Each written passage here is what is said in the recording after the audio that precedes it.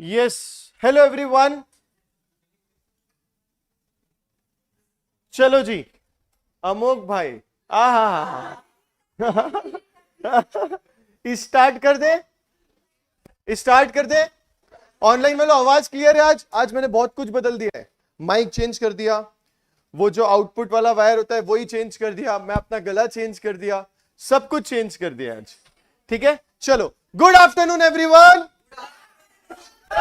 अच्छा, मैं तेज चिल्ला रहा हूं कि आवाज ही तेज आ रही है? नहीं समझना तुम कोई बात, मेरे को भी नहीं समझते, फिर गला दर्द देता है। Good afternoon everyone. लॉ की पाठशाला में आप सभी का यूनिट नंबर 3 में आप सभी का कॉन्ट्रैक्ट एक्ट का यूनिट नंबर 3। हमने सबसे पहले यूनिट में क्या पढ़ा कि कॉन्ट्रैक्ट होता क्या है? An agreement enforceable by law. Agreement क्या होता है? टाइप्स ऑफ कॉन्ट्रैक्ट क्या होते हैं? Elements of a valid contract क्या होते हैं? सेकेंड यूनिट में हमने पढ़ा एक एलिमेंट के बारे में जिसका नाम था क्या? कंसिडरेशन। डिंग डिंग डिंग। उसके बाद कंसिडरेशन में हमने कंसिडरेशन का मतलब समझा। हमने ये समझा कि सर वैसे तो कंसिडरेशन होना जरूरी है, बट कुछ ऐसे भी एक्सेप्शंस है जिसमें विदाउट कंसिडरेशन भी मेरा कॉन्ट्रैक्ट क्या हो जाएगा? वैलिड। उसके बाद हमने पढ़ा कि सर एक कॉन्सेप्ट होता है doctrine of privity of contract. बोलते हैं stranger to a contract can not sue, but stranger to a consideration can sue. ये हो गया। इसके बाद यूनिट नंबर 3 जो हमने इतने सारे essential elements of a valid contract पढ़े थे, उसमें से एक और अभी आज हम लोगों को पढ़ना है। डिंग डिंग डिंग। अच्छा, इस पर्टिकुलर यूनिट में हम बहुत सारी चीजों से डील करेंगे, जिसका अपना मास्टर चार्ट ये बना हुआ है कि क्या क्या चीजें हमें देखनी है। सुनो, ये यूनिट थोड़ा फैला हुआ है, थोड़ा, बट इसमें से कुछ चीजें इंपॉर्टेंट है, वो वाली चीजें हम लिख लेंगे, बाकी सबको हम रिवाइज करते हुए आगे बढ़ जाएंगे। सब आ गए हो? जिंदा हो? सैटरडे है, धूम मचानी है ना? बहुत अच्छा फील होगा जब वीकेंड में पढ़ के जाओगे। तो आपको पता है अभी बहुत सारे अलग अलग कोर्सेज के बच्चे मौसम एंजॉय कर रहे होंगे, 4 बज गए, दोस्त के साथ चाय पीने गए होंगे 1 घंटा, बट आप लोग हो क्या? नहीं, ऐसे ही होता था। आप लोग यहाँ मुंह बना के अच्छे से पढ़ाई कर रहे हो, है ना? मैं उस्मा को बोल रहा था। ठीक है, सुनो, तो ये अपने आप में बहुत अच्छी बात है। ओके, तो आज मेरे साथ जो मैं बोलूंगा सब कर देना का, ठीक है? कोई बीच में कुछ ब्रेक ही नहीं चाहिए हमको, नहीं चाहिए हमको ब्रेक, नहीं चाहिए ना, नहीं चाहिए। ठीक है, चलो, सबसे पहले प्रोमिसर 1, प्रोमिसर 2, ऑफर और एक्सेप्टेंस क्या बनता है? Agreement set of reciprocal promises, conditions follow करोगी तो क्या बन जाएगा? कॉन्ट्रैक्ट। अच्छा, कॉन्ट्रैक्ट वैलिड तभी होगा जब इसेंशियल एलिमेंट्स प्रेजेंट हो। सबसे पहला इसेंशियल एलिमेंट बोला था कैपेसिटी टू द पार्टीज। सबसे पहले हम देखेंगे 18 साल के नीचे वाले are not capable to contract. Unsound mind के, idiotic, lunatic, drunken person, intoxicant के नशे में होने वाले भी केपेबल टू कॉन्ट्रैक्ट है क्या? नहीं। इसके बाद हम देखेंगे सर कुछ पर्सन ऑलरेडी डिस्क्वालिफाइड है, वो भी कॉन्ट्रैक्ट कर सकते हैं क्या? नहीं। यहां तक सब आगे। इसके बाद फिर अपन देखने वाले फ्री कंसेंट। तो पहले ये 3 चीज कवर कर ले। क्या पढ़ेंगे? पहले माइनर से रिलेटेड प्रोविजन, फिर क्या पढ़ेंगे? अनसाउंड माइंड, फिर पढ़ेंगे पर्सन डिस्क्वालिफाइड। डिंग डिंग डिंग। सबसे पहला कैपेसिटी टू द पार्टीज, इसका मीनिंग होता है ये, ठीक है, रीड करेंगे। चलो, capacity refers to the competence of the parties to make a contract, it is one of the essential element. और सबसे पहला, who is competent to contract, section 11। आ जाओ भैया, कॉपी निकालो, कॉपी निकालो।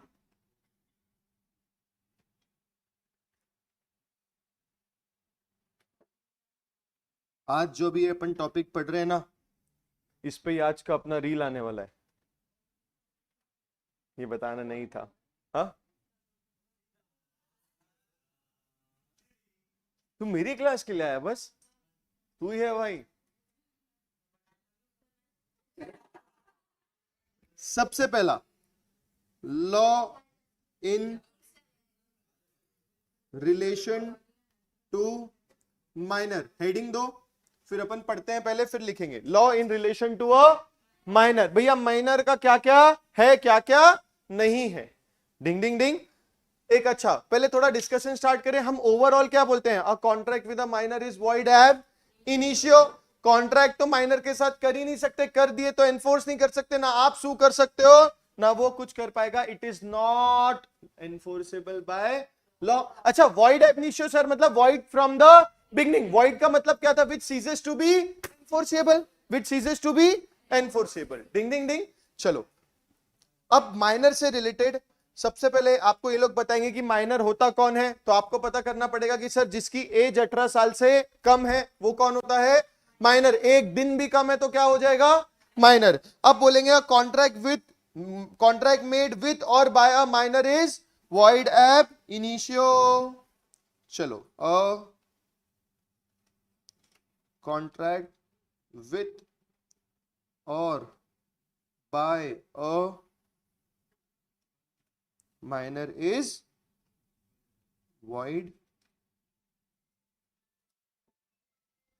void ab initio। ठीक है जी,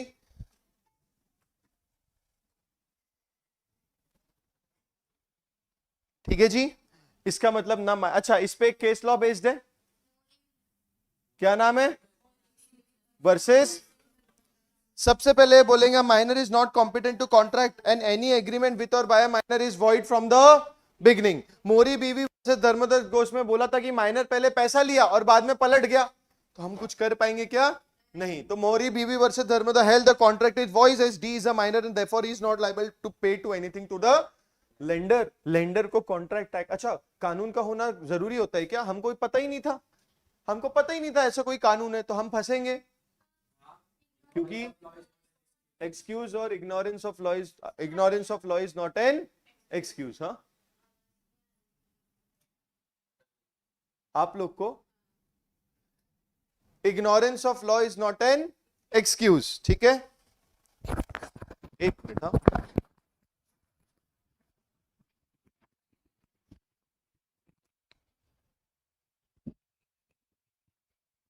hello,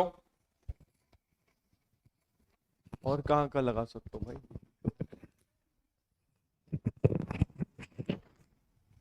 hello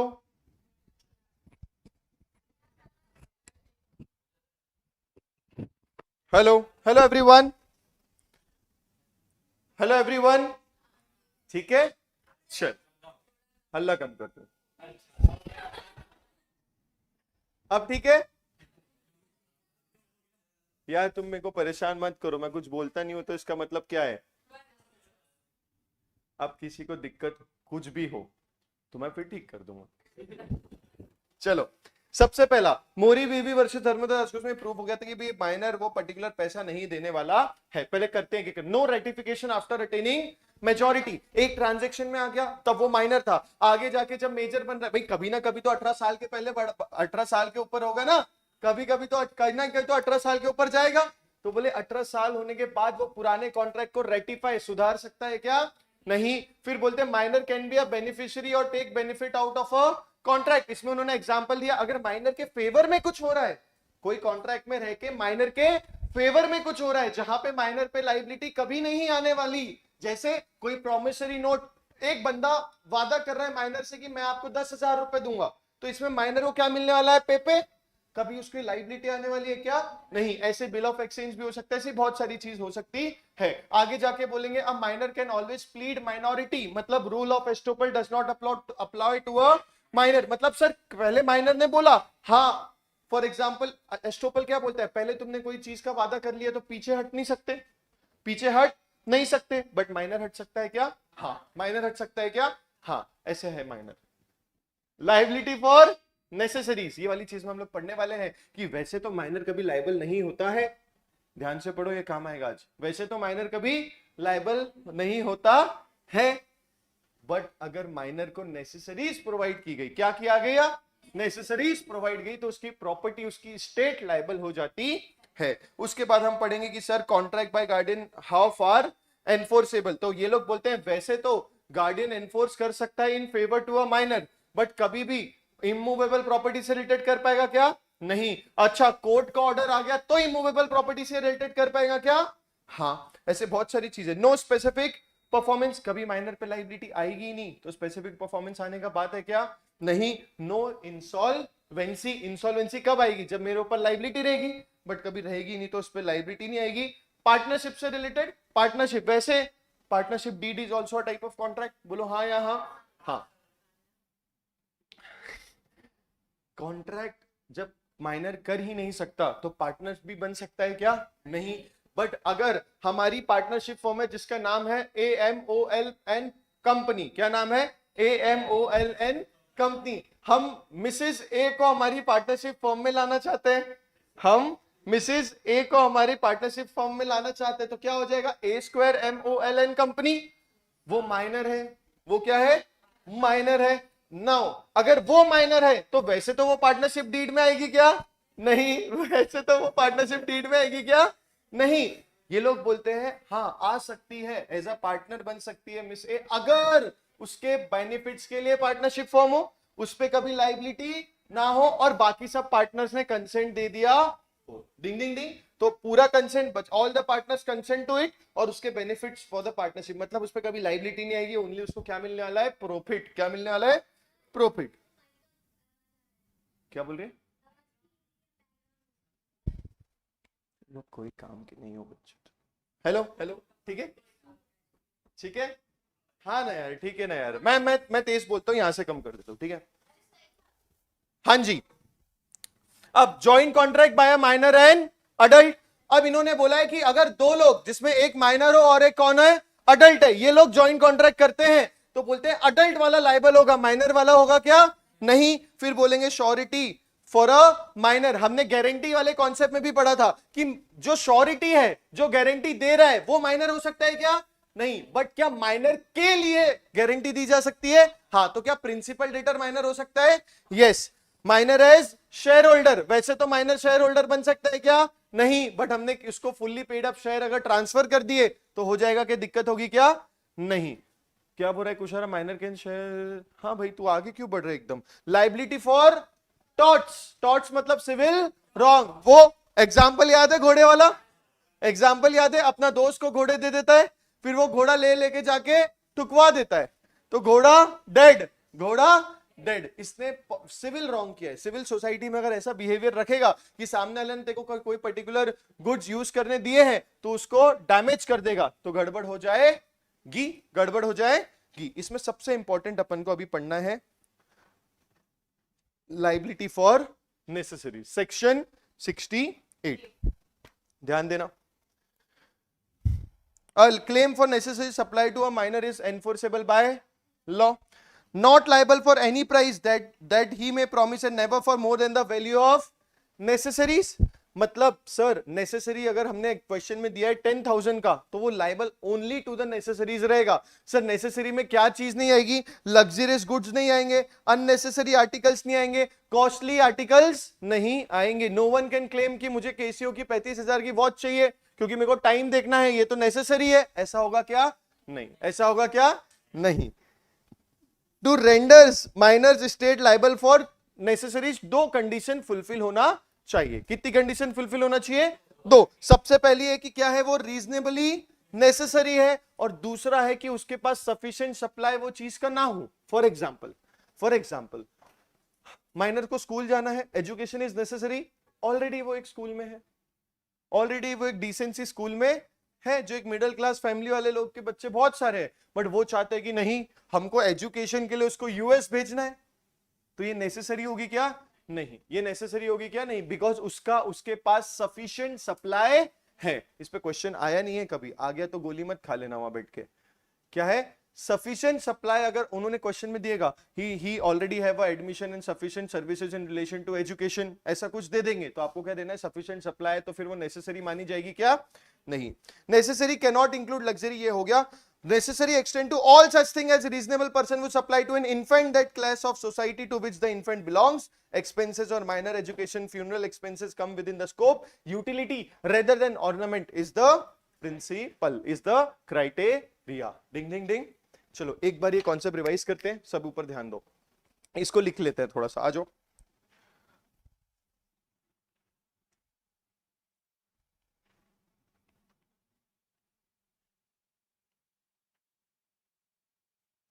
Claim for necessities, claim for necessities,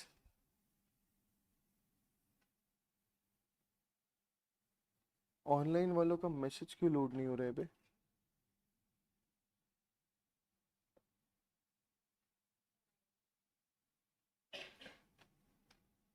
ठीक है, देखते हैं बाद में, कोई बात नहीं। सबसे पहला, माइनर पर्सनली लाइबल होता है कि माइनर की स्टेट लाइबल होती है? क्या लाइबल होती है? स्टेट। इसके दो कंडीशन है। सबसे पहला कि जो गुड्स, जो सर्विसेज या गुड्स दिए वो क्या हो? नेसेसिटी हो। और दूसरा, नो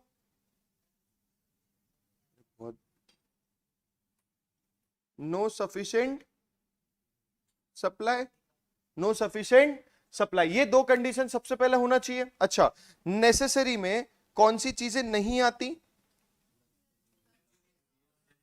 कॉस्टली आइटम्स,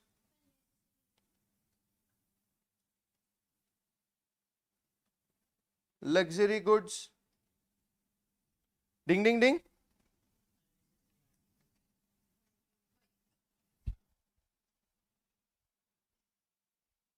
आप लोग एक दूसरे से मोहब्बत तो बहुत करते हो। अननेसेसरी आर्टिकल्स,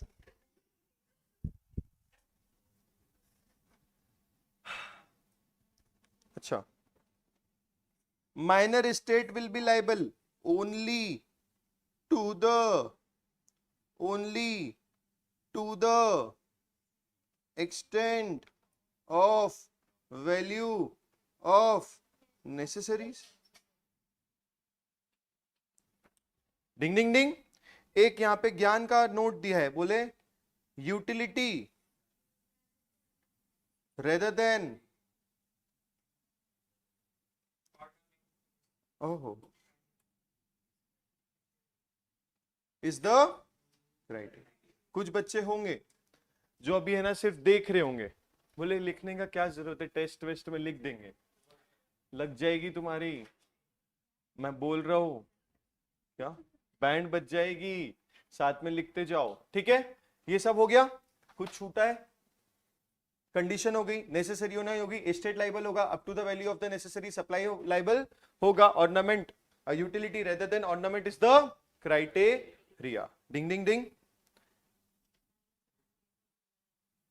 एग्जाम्पल नेसेसरी के, नेसेसरी का एग्जाम्पल दे रही है भैया स्नेहा मैडम, क्या बोल रही है?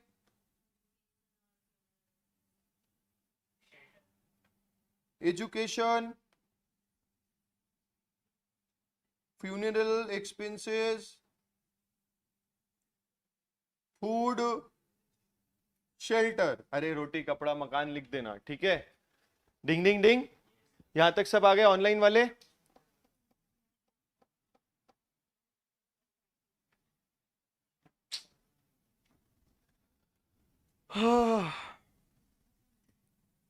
हो गया सबका? चलो जी। अच्छा, ये वाला मैं एक आपको बता दूं, इन्होंने बोला था guardians make a contract for the minor which is written, which is within his competence and which is for the benefit of the minor, there will be a valid contract. कोई दिक्कत है क्या? नहीं। But इन्होंने बोला contract not valid for instance अगर immovable property से related होगा, guardian has no power to contract on behalf of the minor in case of immovable property. Good. Bharat भाई, वासु जी, देख रही है जिया, अंजलि, उन्नति। चलो, उसके बाद अगर देखो मैं बताता हूं आपको, एक बार बताया भी था, अगर कोर्ट में कभी कभी ऐसा होता है कि प्रॉपर्टी बेची जा रही है, नेसेसरी के केस में हो गया, तो अगर कोर्ट ने गार्डियन को बोल दिया कि भैया इसका प्रॉपर्टी बिकवाओ, आप पैसा लाओ और दो, जिनने नेसेसरी सप्लाई करी है, तो गार्डियन बेच सकता है क्या? हाँ। डिंग डिंग डिंग। ये सब है ना अनटच्ड एरिया है आईसीआई के। क्या है? अनटच्ड एरिया है। ये बोल तो देते हैं कि गार्डियन कर सकता है for the benefit of the minor, यहां तक आते हैं, वो वहां तक नहीं जाते। इमूवेबल प्रॉपर्टी नहीं कर सकता। सब क्वेश्चन ये नहीं डाले अभी तक कि इमूवेबल प्रॉपर्टी अगर कोर्ट के ऑर्डर से बोला गया है सेल करने के लिए तो कर सकता है कि नहीं, तो क्या बोलोगे? यस। 5 मार्क का क्वेश्चन आएगा, ठोक डालना पूरा। ठीक है। कुछ कुछ बच्चों का अप्रोच मैंने देखा, लास्ट मोमेंट में पढ़ाई स्टार्ट करते हैं तो क्या करते हैं, जो जो टाइप के क्वेश्चन आए ना पहले वो पूरा पार्ट कर लेते। इंस्टीट्यूट भी बहुत अच्छा है, 60 मार्क का वैसा पूछता है। कितने मार्क्स का? तो सर पास हो जाएंगे ना? नहीं, वो 60 मार्क का तुम लिखोगे तो जरूर मिलेंगे कितने? 30। हाँ ऐसे ही होता है मैम। कितने मिलेंगे? 30। तो आपको 95 प्लस का टारगेट होना चाहिए सॉल्व करने का कॉन्फिडेंटली। 5 मार्क तो राम के नाम, कोई दिक्कत नहीं। ठीक है जी। तो मेरा क्लास का बच्चा अगर ये बोल दिया कि भैया नहीं सर 60 मार्क 75 का कर लिए, या क्वेश्चन बैंक के पूरे क्वेश्चंस करके चले गए थे, ऐसा करने का नहीं। गंदा गंदा क्वेश्चन आ जाता है, तुमको पछतावा होता है खुद पे। जब पेपर दे के आते हो ऐसे तैयार है तो मिरर में देख के साला वो कर लिया होता, डायरेक्ट क्वेश्चन था क्यों छोड़ के गया, 4 मार्क का आ गया, ऐसा आएगा दिमाग में। बीच में आ चुका है, पिछले अटेम्प्ट स्टिफलिंग प्रोसिक्यूशन का क्वेश्चन आया था, कितने मार्क्स का? 5 6 7 मार्क का। ये लो एक्सपीरियंस। मैं मेंटेनेंस और चैम्पर्टी का क्वेश्चन आया था, देखते ही नहीं तेरे देवस्मिता, च्युइंगम खा खा के पढ़ते थे, ध्यान में कुछ रहता नहीं था, पता है, देखते ही नहीं थे। नहीं नहीं खा ले, मैं कभी मना नहीं करता, सिर्फ मैं ऐसे, अरे सही में खा ले, अरे गॉड प्रॉमिस, अरे गॉड प्रॉमिस, मेरे को कोई दिक्कत नहीं है। हाँ रो रही, रो ना। चलो, person of sound mind, person of sound mind. A person is said to be of sound mind for the purpose of making a contract if at the time when he makes it, capable of understanding it and forming a rational judgment as to effects upon his interest. अरे खा ले, मैं बोल रहा हूँ, please खा ले।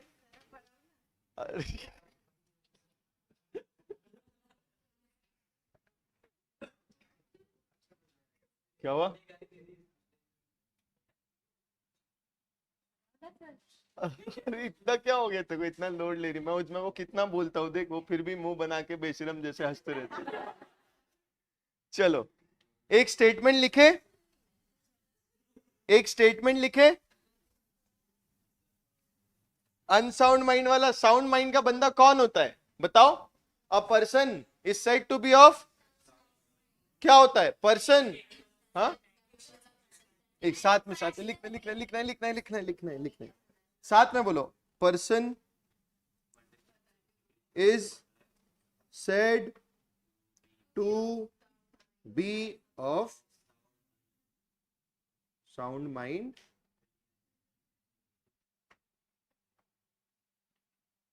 Are you sure? Person is said to be of sound mind when, थप्पड़ मार दी।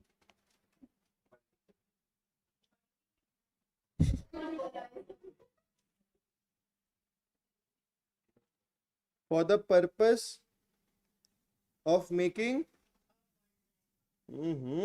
और आगे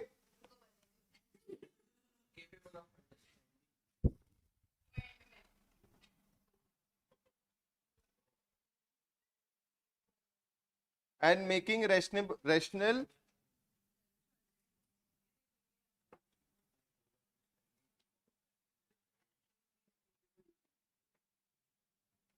अरे इतना तो एग्जाम में भी नहीं लिखोगे।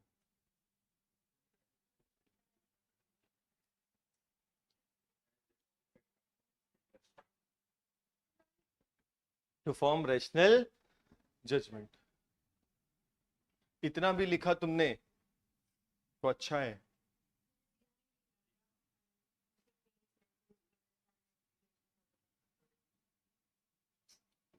बेसिक इतना मुझे चाहिए।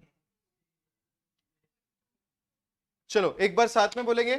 अ person is said to be of sound mind. सुनो, इसमें ये चीज बहुत इंपॉर्टेंट है, ये जो चीज है ना ये बहुत इंपॉर्टेंट है। For the purpose of making a contract if at the time of, कब की बात कर रहे हैं?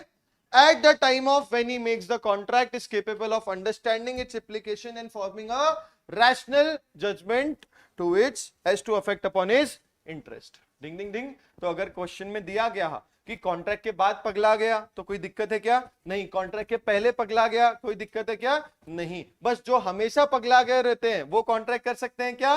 नहीं। डिंग डिंग डिंग। चलो ये ठीक है।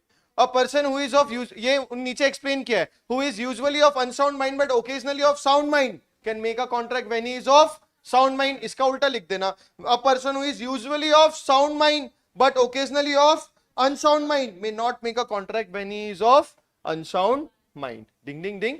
तो at the time of making contract is very important, and in the question you have to figure out that कि अगर question में दिया है कि at the time of making contract he was of sound mind, lunatic था, drunken था, तो ये सब चलेगा क्या? नहीं. कॉन्ट्रैक्ट बाय डिस्क्वालिफाइड पर्सन, इसमें डायरेक्ट लिख दो foreign sovereigns and ambassadors, alien enemy, corporations कुछ स्पेसिफाइड होती है, कॉन्विक्ट्स एंड इंसॉल्वेंट. ये सब लॉ ही बोल रहा है कि भैया इनके साथ कॉन्ट्रैक्ट मत करो, इनके साथ कॉन्ट्रैक्ट मत करो. क्या है ये? फॉरेन सॉवरेन्स एंड एम्बेसडर्स, जो फॉरेन कंट्रीज के एम्बेसडर्स होते हैं. Alien enemy notified by government होता है, भैया इसके साथ वॉर चल रही है, हमारा एलियन एनिमी हो गया. कुछ कॉर्पोरेशंस नोटिफाइड होती है, कॉन्विक्ट्स जो दोषी पाए गए, कोई जेल में होता है, या इंसॉल्वेंट लोग, ये सब क्या है? नॉट केपेबल ऑफ कॉन्ट्रैक्टिंग है, नॉट केपेबल ऑफ कॉन्ट्रैक्टिंग है. डिंग डिंग डिंग. नेक्स्ट हेडिंग डालो, नेक्स्ट हेडिंग डालो.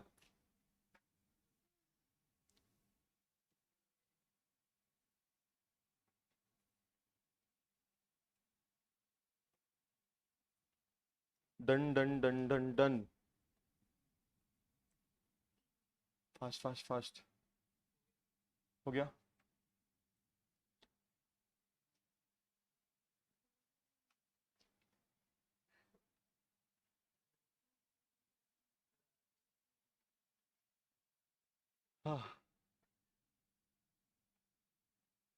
डन. अब क्या आएगा? Free consent. अब क्या आएगा? Free consent. अच्छा, कंसेंट का मीनिंग किसी को याद आ रहा है? What is consent?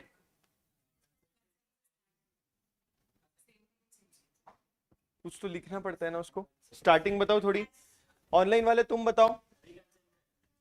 टू और more person are said to. Consent is when two और मोर, ऑनलाइन वाला, two or more person are said to be in consent when they agree upon same thing in the same sense. इसको बोला short form इसने consensus ad idem. Where there is no consent there is no contract. चलो ये तो ठीक है. दर्शन दोषी जी बोल रहे जय जिनेंद्र. जय जिनेंद्र, जैन में वो ग्रीट करते हैं. दोषी जी थोड़ा लिख लो. क्या लिख लेंगे? फ्री कंसेंट के बारे में लिखते हैं. क्या लिखते हैं? Free consent. नहीं,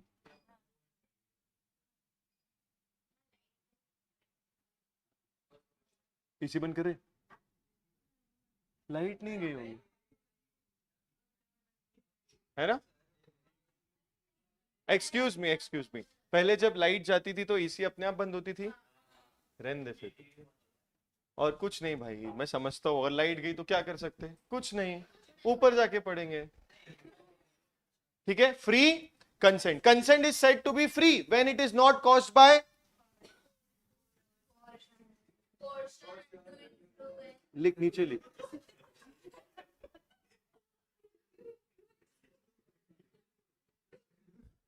Consent is said to be free when it is not caused by what?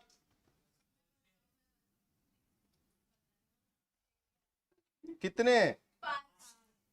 कितने? कितने?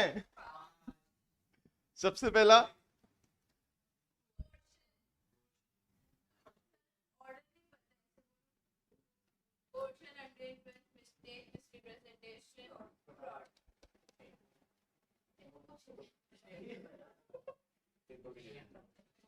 कोर्शन. कोर्शन का मतलब क्या था भैया? कमिटिंग. वो तो फिजिकल फोर्स है, वो अपने को कॉन्सेप्ट समझ गया. बट अगर अपने को लिखना है एग्जाम में तो क्या लिखोगे? कमिटिंग और threatening to commit any act forbidden by IPC. IPC change हो गया, आपको पता है?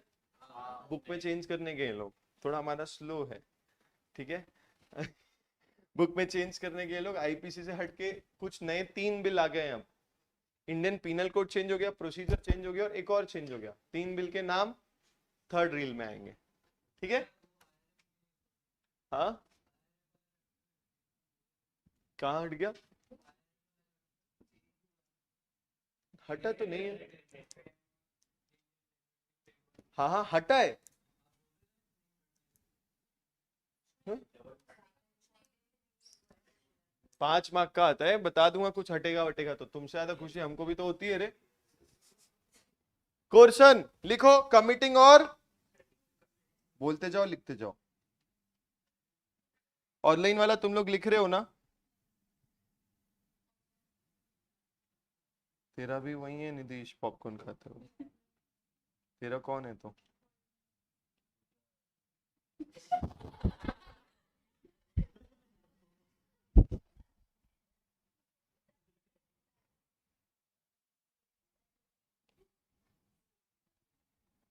मेरे सामने तुम लोग ऐसे खुल के क्यों बातें करते हो? तू सबसे खराब है। अब बोल मैं कैसा हूं? ऐसे एहसान नहीं चाहिए। हाँ।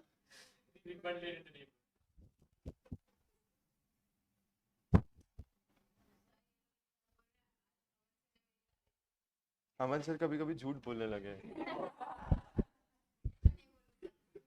Committing or threatening to commit any act forbidden by IPC, forbidden by IPC। एक और था, एक और था।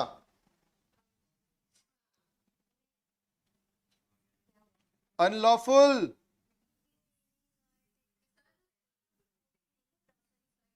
अरे इंपॉर्टेंट वर्ड लिख, अनलॉफुल डिटेनिंग और threatening to detain any property.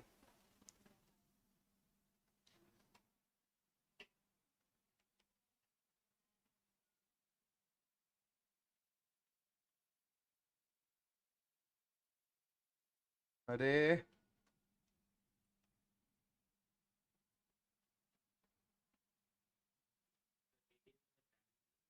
हाँ, जब्त कर लेना। अभी कहीं कहीं बोलते हैं ना, हम जब्त कर ली गई प्रॉपर्टी, काफी साल से ध्यान नहीं दिया था तो किसी ने। हाँ, वो गवर्नमेंट करती है। टैक्स नहीं भरा तो चीज, कभी कभी आपने देखा कुछ कुछ ऐसे एरिया होते हैं, अपनी जमीन थी थोड़ी सी वहां पे, बट अपन 10 5 6 7 8 साल से गए नहीं, तो वहीं के लोगों ने उस पर कब्जा मार दिया। क्या कर दिया? कब्जा। किसका?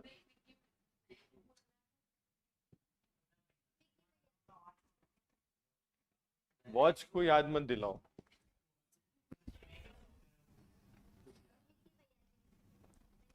अच्छा बच्चों सुनो। अरे यार ये ना इतनी सी जगह में कैसे करूं?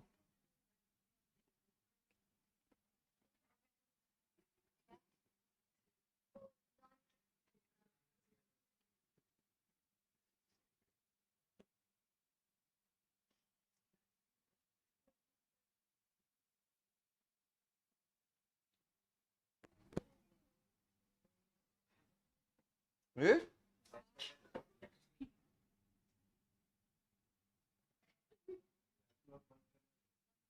चलो, कॉन्सिक्वेंसेस क्या होंगे? कॉन्सिक्वेंसेस क्या होंगे? इसके कॉन्सिक्वेंसेस क्या होंगे बच्चों? Voidable at the option of, जिसके साथ कोर्शन हुआ है, जिसके साथ कोर्शन होता है, जिसका नुकसान होता है, उसको क्या बोलते हैं? लिखो पहला, वॉइडेबल। क्या था? Voidable at the option of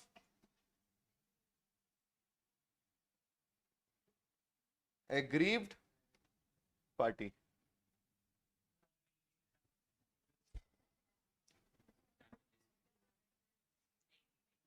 लिखो पहले, मनी पेड और रिसीव्ड,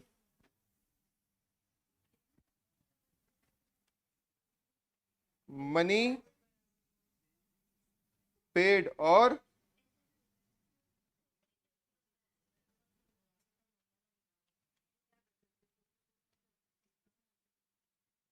टू बी रिपेड और return. Ding ding ding.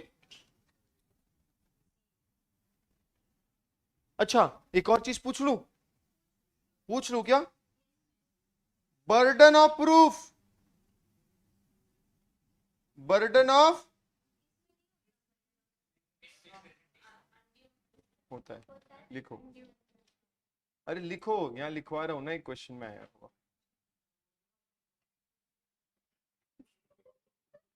On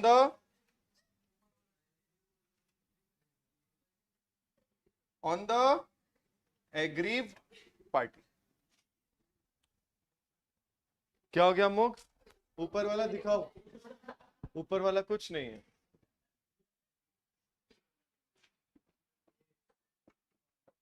अरे ऊपर में कुछ नहीं है, ले तोड़ो।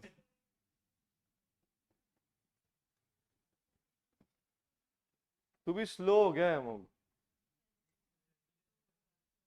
तेरा भी चक्कर चालू हो गया।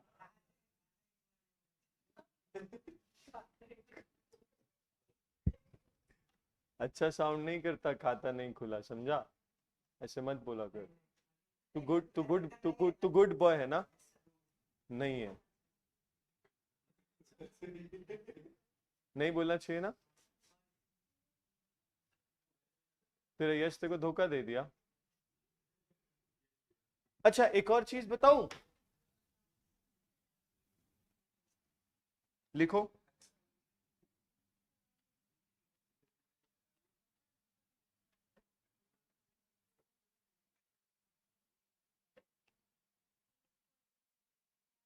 क्या ये भी क्वेश्चन होता है? सुसाइड क्वेश्चन हो नहीं सकता? होता है।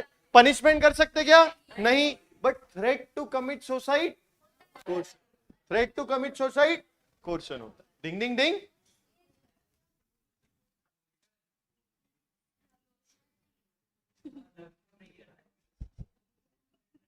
देखो सुनाई दिया ना, कभी कभी हर चीज दिखती नहीं, कभी कभी सुनाई भी देके लिखना पड़ती है। भाई कहां गया सारंग? तेरे रंग उड़ते जा रहे हैं।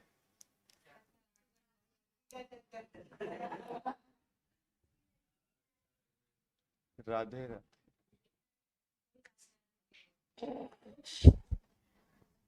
फ्रेंड बोली उसकी। डन, सबका हो गया क्या रे? फिर उसके बाद क्या पढ़ेंगे?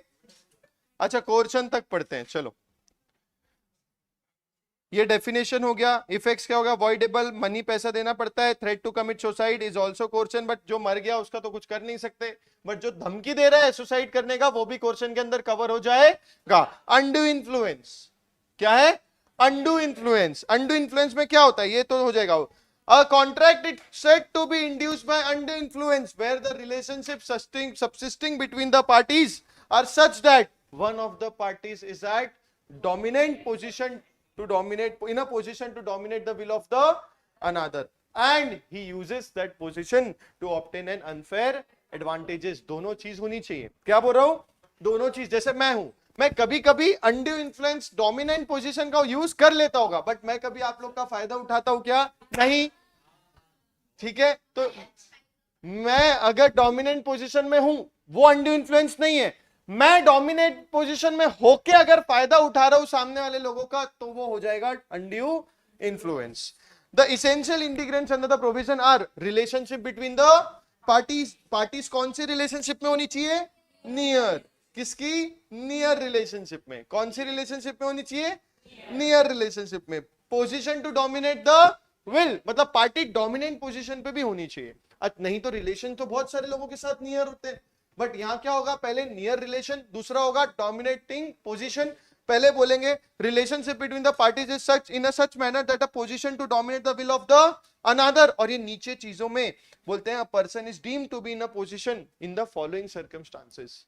ये सर्कमस्टांसेस में लॉ ने डीम्ड मान लिया कि वो डोमिनेंट पोजीशन पे है। सबसे पहला रियल एंड अपेरेंट अथॉरिटी, जहां पे पूरे हमारे पब्लिक में ऐसा स्टैब्लिश्ड होता है कि ये लोग अथॉरिटी में होंगे। For example master servant doctor patient. We never question a doctor कि भैया वो बोल रहा है आपको ये बीमारी है, तो हम क्या करते हैं? मान लेते हैं। वो बोलता है ये दवाई खा लो, हम क्या कर लेते हैं?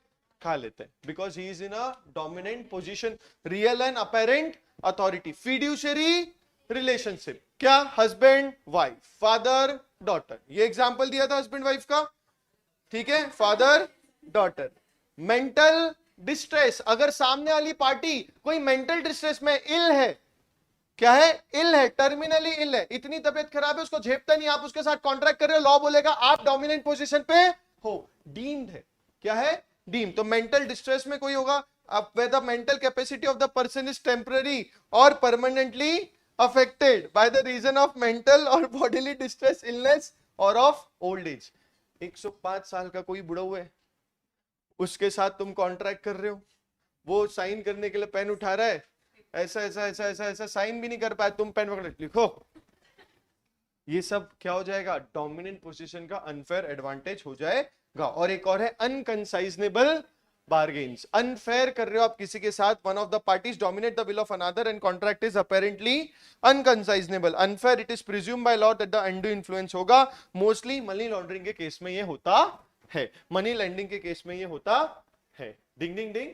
अनकंसाइजनेबल का मतलब होता है it is unfair to one party and you are doing it because you are at a position which is, देखो कभी कभी क्या होता है, सामने वाले की अपन मजबूरी का फायदा उठाते हैं, कभी कभी क्या होता है सामने वाले की मजबूरी का फायदा उठाते हैं। ऐसा एक आध केस लॉ आया था, मतलब ये अपने बुक में नहीं था, जहां पे एक जन को पब्लिकली उसने आउटरेट बता दिया कि भाई ये मेरी प्रॉपर्टी है, जो प्रॉपर्टी का वैल्यू अगर 100 है, 100 लाख समझ लो, 1 करोड़ समझ लो, तो वो 12-15 लाख में बेचने को रेडी था, बिकॉज उसको मनी का बहुत जरूरत था, हॉस्पिटल या जो भी चीज में।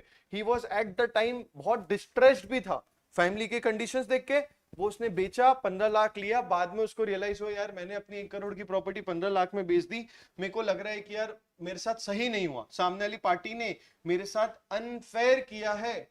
उसका केस लॉ उसके फेवर में आया था और वो पार्टी ने और एक्स्ट्रा 55-60 लाख रुपए और दिए थे, मतलब और 50% पैसा और दिया था। डिंग डिंग डिंग।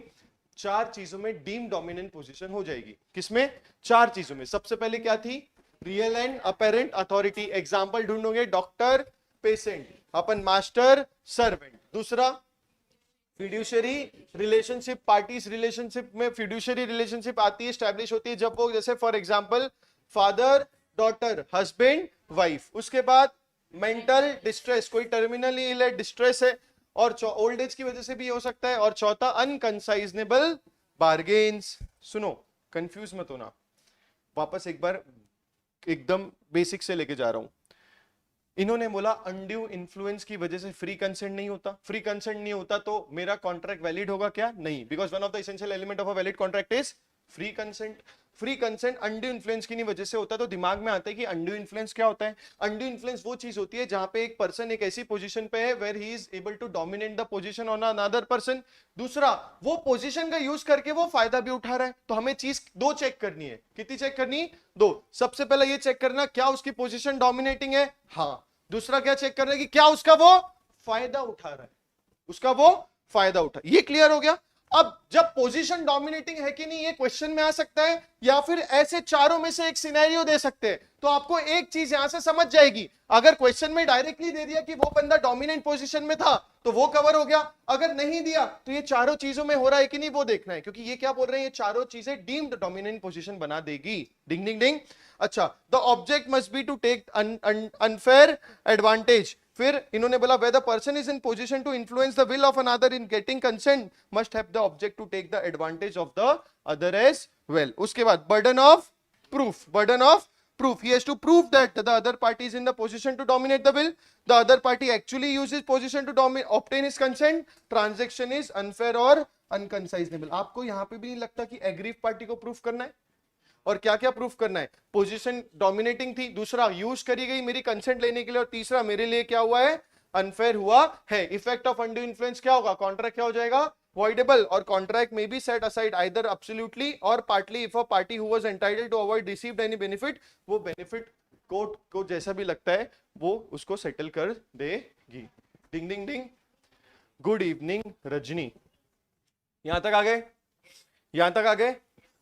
चलो, ये अनड्यू इन्फ्लुएंस तो ठीक है। इंपॉर्टेंट पार्ट आता है फ्रॉड। इंपॉर्टेंट पार्ट आता है फ्रॉड। फ्रॉड कॉन्सेप्ट पे आप ध्यान देंगे। फ्रॉड में होगा, fraud means and includes any of the following acts committed by a party to a contract with is connivance or by his agent with an intention to deceive, intent to deceive another party. Fraud में सबसे keyword क्या है? Intent to deceive. Hi Saumya, ding ding ding. Intent to deceive that to or by or his agent or to induce him to enter into a contract. जब भी हम सामने वाली party के साथ ऐसा कुछ करेंगे जिससे हम सामने वाले को डिसीव, धोखा देना चाहते हैं, जो हमारे टर्म्स है उस पे हम खड़े नहीं रहेंगे, हम झूठ बोल के कुछ तो भी ऐसा कर रहे हैं जिसमें हम सामने वाली पार्टी को क्या करना चाहते हैं?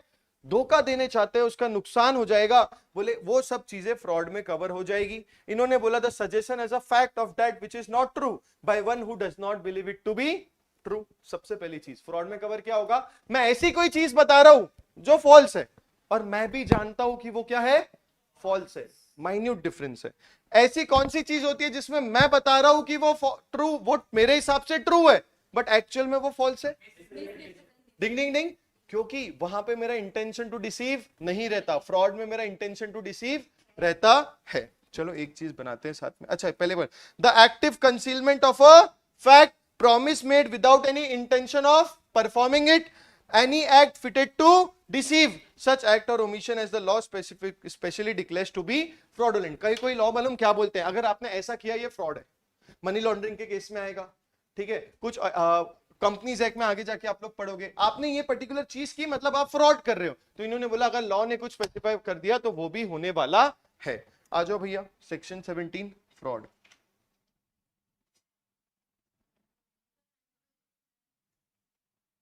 अनड्यू इन्फ्लुएंस, जल्दी फास्ट फास्ट लिख दो। अनड्यू इन्फ्लुएंस में क्या होता है? सबसे पहला डोमिनेंट पोजीशन, क्रक्स लिखना है, डोमिनेंट पोजीशन प्लस हमने क्या लिया है? Unfair advantage. हमने क्या लिया है? Unfair advantage. अच्छा ये दो चीज होती है। इन्होंने बोला सिनेरियोज जहां पे डीम्ड डोमिनेंट पोजीशन है, क्या है? डीम्ड, ये एरो डाल देता हूं, डीम्ड डोमिनेंट पोजीशन। सबसे पहला रियल और अपेरेंट अथॉरिटी। मुझे बहुत गर्मी लग रही है। भरत भरत जी बोल रहे हैं how to give test. Bharat ji हम आपको बताते हैं बाद में। फिड्यूशरी रिलेशनशिप,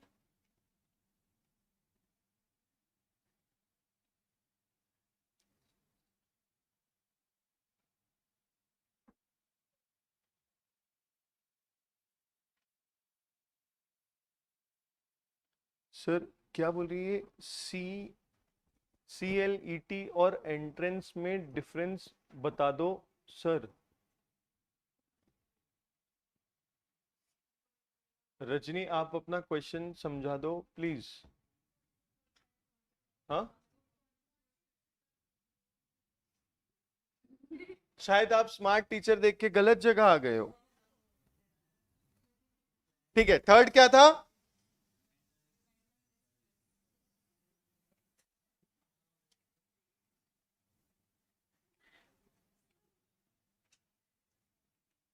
क्या हो गया रे?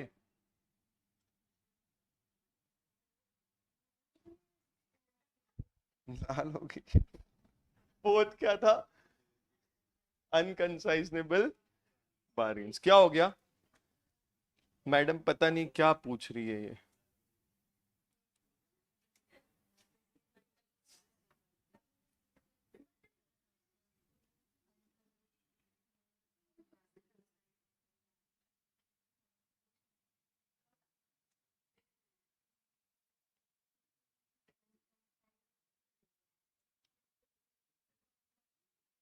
ये एक कुछ तो रहते हैं खतरनाक लोग। एक बच्चा है ना, वो हार्ट हार्ट को ही क्लिक करते रहता है, वो धड़ाधड़ उड़ रहे हैं हार्ट चैट्स में। कौन है भाई?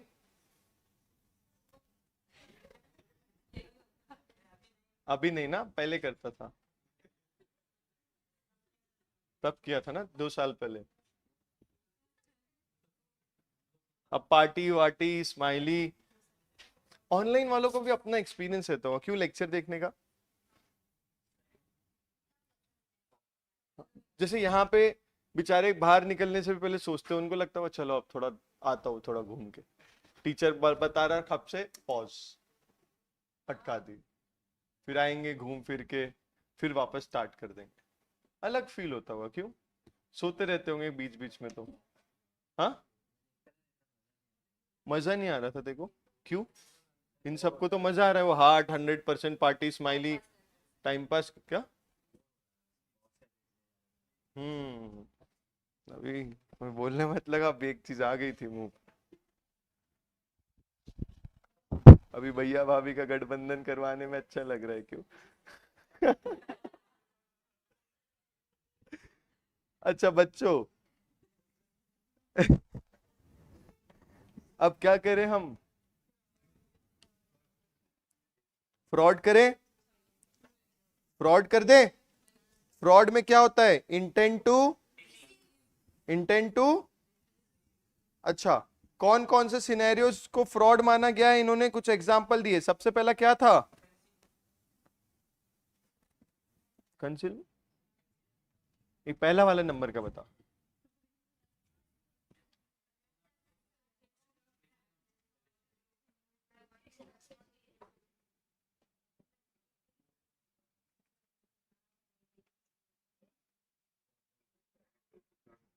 Suggestion of fact which is,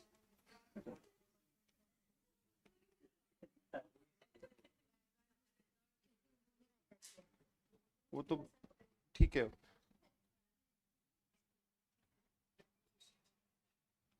दूसरा क्या था?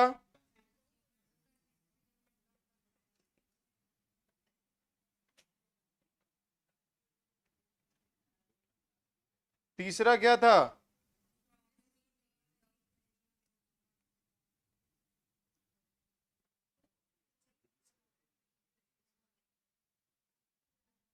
प्रॉमिस विदाउट, एक minute, any intention of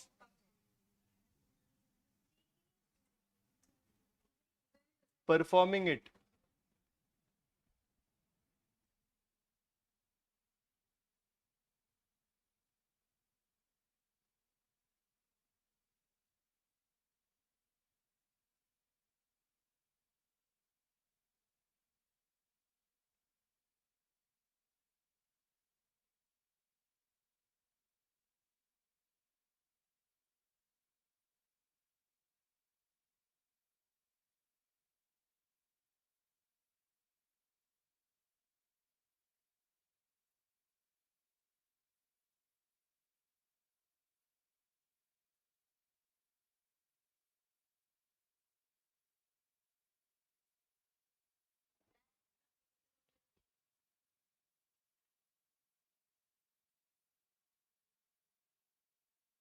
science बोल रहे सर, ये लॉ के प्रोफेशनल कोर्स के एंट्रेंस देखो, बड़ी चिंता हो रही है रे।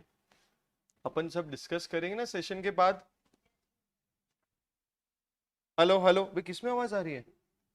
डिफरेंस ही नहीं आ रहा। हेलो हेलो हेलो, यार मेरी आवाज में इतना तेज बोल रहा हूँ क्या? प्रणव पाटिल बोले नो साउंड, मैंने खुद बंद किया था भाई। अब आ रही होगी, अब आ रहा है ना? हेलो, ठीक है। फोर्थ,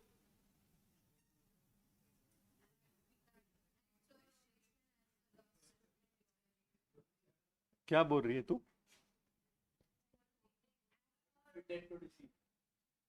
ना, कोई लॉ में दिया गया है।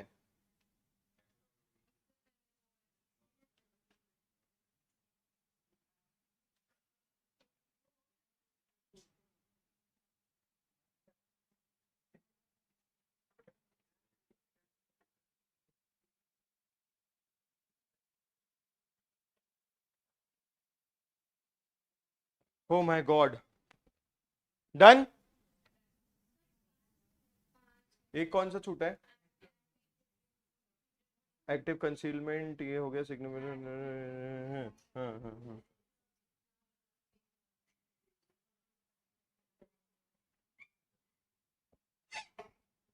क्या हुआ? क्या हुआ? आज शादी में नहीं जाना देखो? कल साफ सफाई अच्छे से करी थी?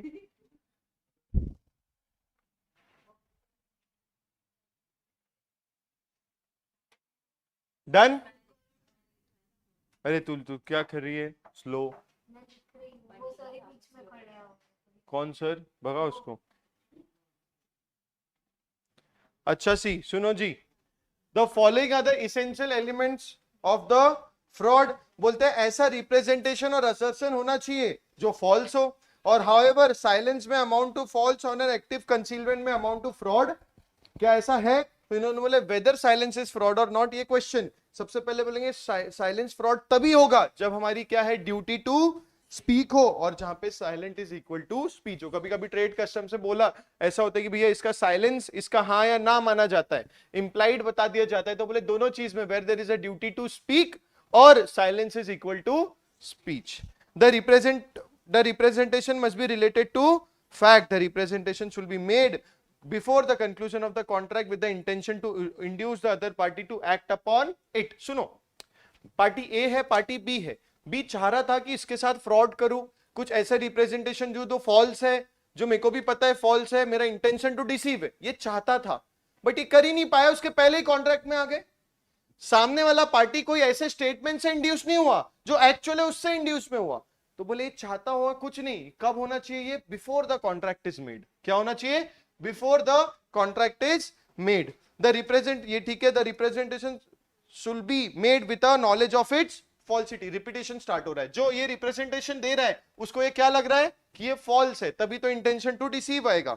नॉलेज ऑफ इट्स फॉल्सिटी हो गया, induce to act upon, other party उसके ऊपर एक्ट करी है, रिलाइड अपॉन द रिप्रेजेंटेशन, और इन्होंने कॉन्सिक्वेंटली कुछ सफर किया है, क्या? लॉस। सामने वाले का आपने फ्रॉड करने का सोचा बट उसका कुछ नुकसान नहीं हुआ, तो कोई दिक्कत की बात है क्या?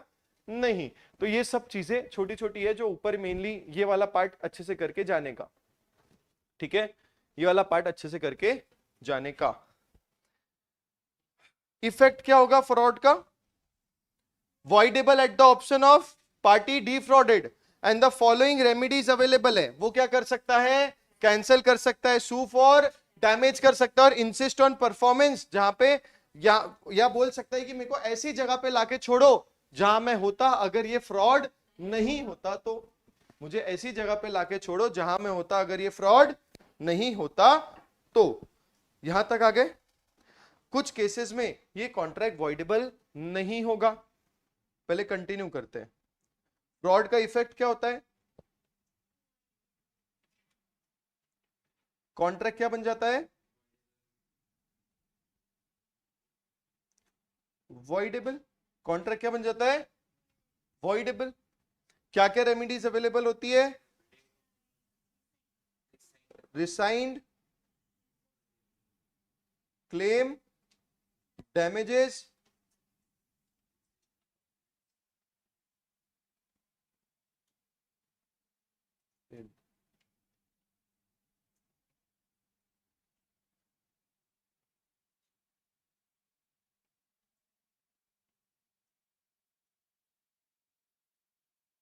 And bring the position. वो बाद में आप लोग सोच सकते हो कि भैया जो पोजीशन में होता अगर ये फ्रॉड नहीं होता तो। अच्छा, कुछ कुछ केसेस में ये वॉइडेबल नहीं होगा, कुछ कुछ केसेस में ये वॉइडेबल नहीं होगा। कौन कौन सा केसेस है वो? इस पे क्वेश्चन आएगा। जहां पे हमको ये फिगर आउट करना, डिस्कवर करना आसान था, ऑर्डिनरी डिलीजेंस से था। Where truth can be discovered, truth can be discovered with ordinary diligence, a fraud did not cause the consent. लिखो पहला, truth can B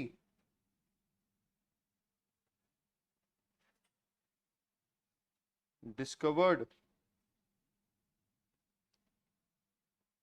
through ordinary diligence। सब लिख रहे हो ना? not caused the consent. Ding ding ding, यहां तक सब आ गए?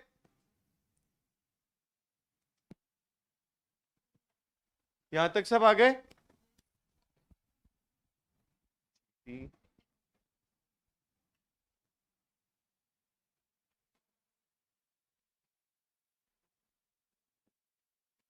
ये ऐसे मत, उसका बैक होगा कैसे बैठा है, फिर पट्टी बन जाएगी पीछे।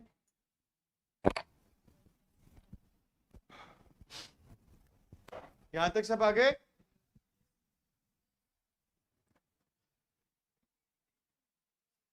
अब क्या बचा? Miss representation. अब क्या बचा? आपको नहीं लग रहा ये ऐसा लग रहा है जब अपन सेल्फ स्टडी करते तो अब ये भी पढ़ना है, अब ये भी पढ़ना है, अब ये भी पढ़ना है, बट पढ़ना तो है। अभी थोड़ा पेन ले लो, फिर मिठाई लेके आना, ठीक है? तू क्या लाएगी? तू ईद में कुछ नहीं लाई, क्या ही।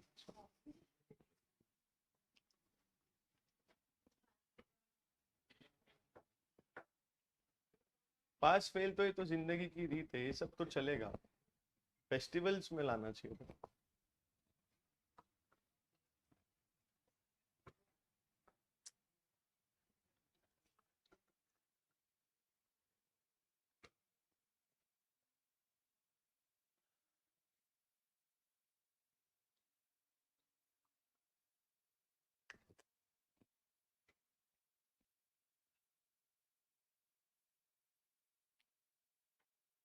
तीन मिनट में वापस मिलते हैं।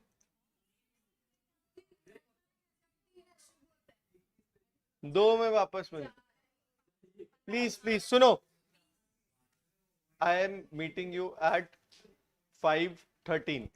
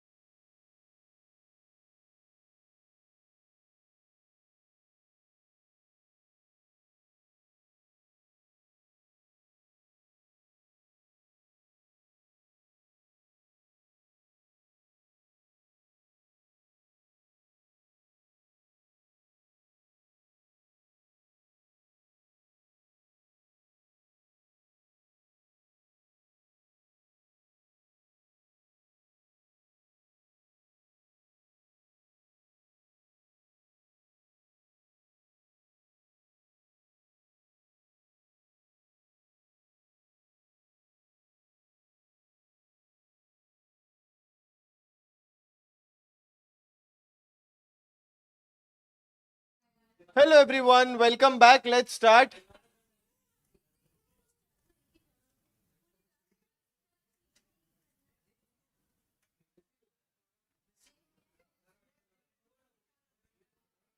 भाई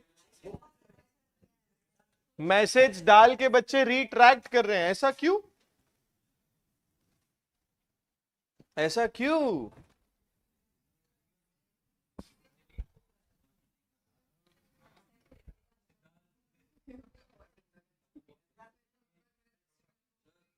हाँ, अभी थोड़ा सा तुम तुम लोग ही तो हो, शादी कब कर रहे सर, ये वो। चलो, miss representation section number 18, statement of fact which of false will constitute misrepresentation if the maker believes it to be true but which is not justified by the information which is available. सुनो, यहां पे जो statement दे रहा है उसको क्या लग रहा है, वो स्टेटमेंट क्या है, ट्रू है, बट एक्चुअल में वो स्टेटमेंट क्या है, फॉल्स है। एक्चुअल में वो स्टेटमेंट क्या है, फॉल्स है। इस सब केसेस में क्या हो जाएगा, ये मिस रिप्रेजेंटेशन आ जाएगा। Whether there is an intention to deceive, no. Whether there is an intention to deceive, no. ठीक है जी, अब आवाज अच्छी आ रही है ना? ठीक है, whether there is an intention to deceive, no. अच्छा, where there is a breach of duty without any intention to deceive which brings an advantage to him, when a party causes, even though done innocently, the other party to the agreement to make a mistake as to subject matter. Simply है, अगर दिया जाएगा कि without intention to deceive, knowing it to be true, उसको भी true लग रहा था और फिर बोल रहा है, तो वो हो जाता है miss representation. Difference between coercion and undue influence दिया है, फ्रॉड और मिस रिप्रेजेंटेशन दिया है। ये दोनों आप रीड कर सकते हो, इसमें कोई प्रॉब्लम नहीं है, इसका मेन कॉन्सेप्ट अपन ने कर लिया है। अब मिस्टेक करते हैं, क्या करते हैं, मिस्टेक। अच्छा, मिस्टेक दो टाइप की होगी। कितने टाइप की होगी? गलतियां मिस्टेक ऑफ फैक्ट हो सकती है या मिस्टेक ऑफ लॉ हो सकती है। मिस्टेक ऑफ लॉ में सबसे पहले बोलेंगे, मिस्टेक ऑफ लॉ अगर इंडियन लॉ है, it is not voidable. Ignorance of law is not an excuse. ये कौन कौन है? अरे बा, ऐसे मत बोलो। Ignorance of law is not an excuse. अच्छा, मिस्टेक ऑफ फॉरेन लॉ को ट्रीट किया जाता है मिस्टेक ऑफ फैक्ट की जैसा। कैसा? मिस्टेक ऑफ फैक्ट की जैसा। अभी के लिए अपन मान लेते हैं mistake of foreign law is void, mistake of Indian law is valid and not voidable. That's why जब भी हमने कुछ अगर कोई गलती करी, जो हमारी गलती हो रही है कोई इंडिया के कानून के हिसाब से, तो वो पर्टिकुलर कानून आप पे लागू हो जाएगा। ऐसा नहीं होगा कि वो वॉइडेबल हो, आप उसको अवॉइड नहीं कर सकते हैं। मिस्टेक ऑफ फैक्ट पे आ गए। मिस्टेक ऑफ फैक्ट में भी दो टाइप की होगी, बायलैटरल मिस्टेक या यूनिलैटरल मिस्टेक। बायलैटरल मतलब दोनों तरफों से, बायलैटरल मतलब दोनों की तरफ से। बायलैटरल में सबसे पहला सब mistake as to subject matter. Subject matter मतलब फॉर एग्जांपल क्या गुड्स है, क्वालिटी है, उसकी क्वांटिटी है, उसकी आइडेंटिटी है, उसका एग्जिस्टेंस है, उसका प्राइस है। Quality, existence, identity, title, price and quantity. Subject matter मतलब जो गुड्स की बात कर रहे हैं, कोई भी जो सब्जेक्ट की बात कर रहे हैं, उसकी किसका टाइटल है, क्या प्राइस होना चाहिए था, उससे रिलेटेड अगर हम दोनों लोगों से गलती हो गई, मैंने माना कि 5.5 होना चाहिए था, वो मान के बैठा है कि 6, एक्चुअल में था 5, एक्चुअल में था 5, ये प्राइस हो गया। तो सब्जेक्ट मैटर के प्राइस, टाइटल, क्वांटिटी, क्वालिटी, ये आइडेंटिटी से रिलेटेड गलती होती है बायलैटरल। या फिर mistake as to possibility of performance, ये लीगली पॉसिबल है, फिजिकली पॉसिबल है कि नहीं, दोनों। बायलैटरल मिस्टेक जहां दोनों की गलती है तो ये क्या हो जाता है, वॉइड। यूनिलैटरल मिस्टेक जहां पे एक की गलती है तो ये क्या हो जाता है, वॉइड, नॉट वैलिड। बोलता है आइडेंटिटी ऑफ पर्सन से हो सकता है, कैरेक्टर ऑफ रिटन डॉक्यूमेंट से हो सकता है। एक बार सब इधर ध्यान देंगे, मिस्टेक की बात करते हैं। मिस्टेक कितने टाइप की होती है, दो। सबसे पहला mistake of law. Mistake of law में पहला एक हिस्सा, mistake of Indian law, it is valid and not voidable. Mistake of foreign law, it is void. फिर आता है mistake of fact. Mistake of fact में भी दो टाइप के, बायलैटरल और यूनिलैटरल। बायलैटरल मतलब दोनों से हुई है, यूनिलैटरल मतलब एक से हुई है। बायलैटरल में सब्जेक्ट मैटर और बायलैटरल में परफॉर्मेंस। सब्जेक्ट मैटर भी वॉइड, परफॉर्मेंस भी वॉइड। सब्जेक्ट मैटर में क्या होगा sir, quantity, quality, title, price, identity. और सब्जेक्ट यहाँ पे परफॉर्मेंस में क्या हो गया, लीगली फिजिकली पॉसिबल इम्पॉसिबल है कि नहीं, इससे रिलेटेड दोनों से गलती होगी, कुछ भी हो बायलैटरल मिस्टेक क्या होगी, वॉइड, और अगर यूनिलैटरल मिस्टेक है तो वो क्या होगा, वैलिड होने वाला है, वैलिड होने वाला है. Mistake of Indian law, a person cannot be allowed to get any relief on the ground that he had done a particular act in ignorance of a law. Mistake of foreign law, such a mistake is treated as mistake of fact and the agreement in such case is void. An agreement in such case is void. Ding ding ding. अब आ जाएगा legality of object and consideration. Legality of object and considerations. आपको याद आ रहा है, this was also a essential element of a valid contract. Legality of object and consideration was also a valid was an important element of a valid contract. Heading डालोगे, बड़े से ठीक से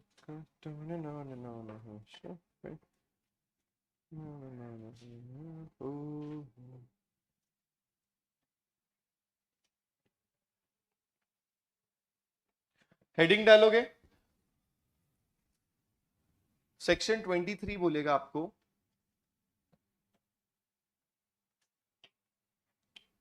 ये हैंग क्यों हो रहा है आज.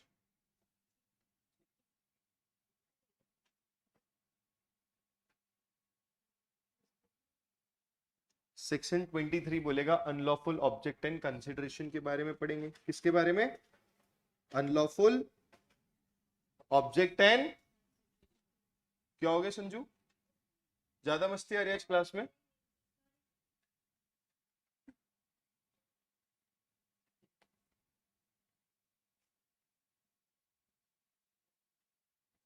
सबसे पहला, इफ कंसिडरेशन और object is forbidden by law, कानूनी बैंड बजा के रखा है. If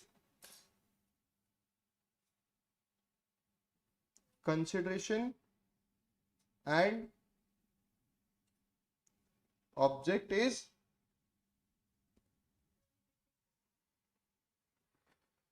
forbidden by law, forbidden by law. दूसरा, when consideration or object is such of nature that it is permitted, वो क्या करेंगे, defeat करेंगे provisions of law. is of ONC लिख रहा हूं, ठीक है, is of such nature that if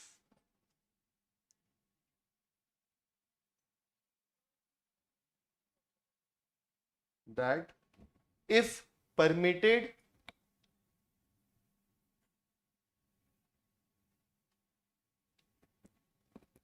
it will defeat provisions of law. It will defeat, सब बोलो ऐसे ढीला मत पढ़ो, provisions of law. उसके बाद when it is fraudulent,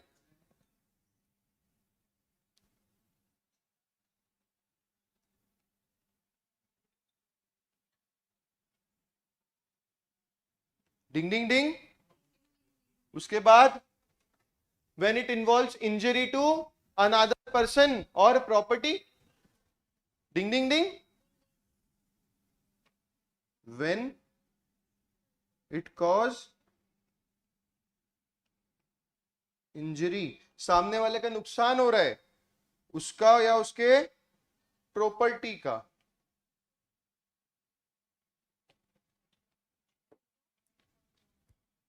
when consideration is immoral, क्या है, याद आ रहा है, मेरे से पैसा ले ले, अपने हस्बैंड को डाइवोर्स करके मेरे से शादी कर ले.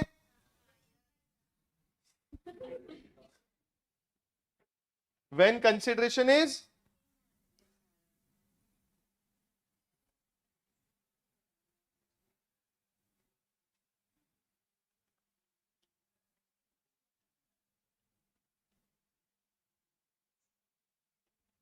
डिंग डिंग डिंग.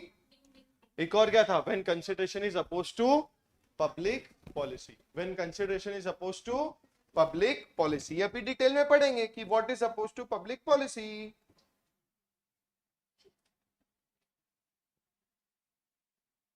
मैं कभी डांटता ही नहीं रे।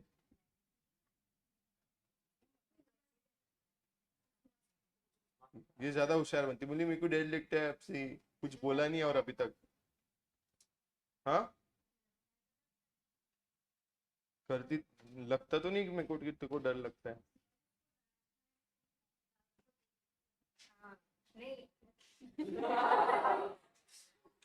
एक तो भी मैं कुछ नहीं बोल रहा हूँ।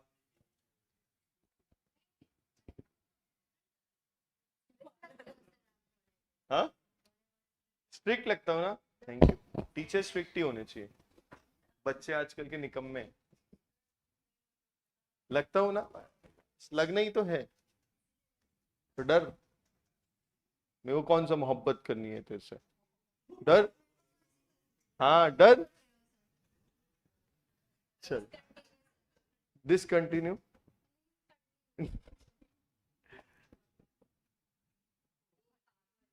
चलो आगे बढ़े।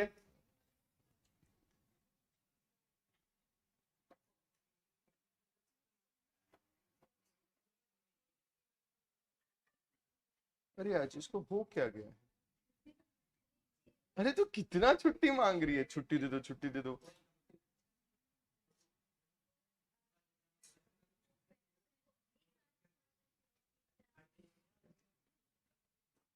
अच्छा वापस से क्या क्या आता है पहले, सबसे पहला क्या था? If consideration and object is forbidden by any law, if object and consideration is such of a nature that if it is permitted it will defeat the provision of law, when it is fraudulent, when it causes injury to person or his property, when consideration is immoral, or whether consideration is opposed to public policy. अब public policy के oppose में क्या होता है वो important है, वो पढ़ लेते हैं। Some of the agreements which are held to be oppose to public policy are as follow. सबसे पहला है ट्रेडिंग विद द एनिमी। ऐसा एनिमी जिसमें हमने गवर्नमेंट में at the war, at the time of war उन्होंने बोल के रखा है कि आपको विदाउट लाइसेंस के साथ ट्रेड नहीं कर सकते, क्योंकि ये लोग क्या हो जाते हैं, हमारे एनिमी कंट्री हो जाते हैं। तो इन सच सिनेरियो आपका कॉन्ट्रैक्ट क्या हो जाएगा, वॉइड हो जाएगा। Hence the agreement to trade offence against the public policy. तो ये बोलेगा अगर आप ट्रेड विद एन एनिमी कर रहे हो it is against the public policy and hence it is void. दूसरा स्टिफलिंग प्रोसिक्यूशन, इंपॉर्टेंट है, इसको इंपॉर्टेंट मार्क कर दो।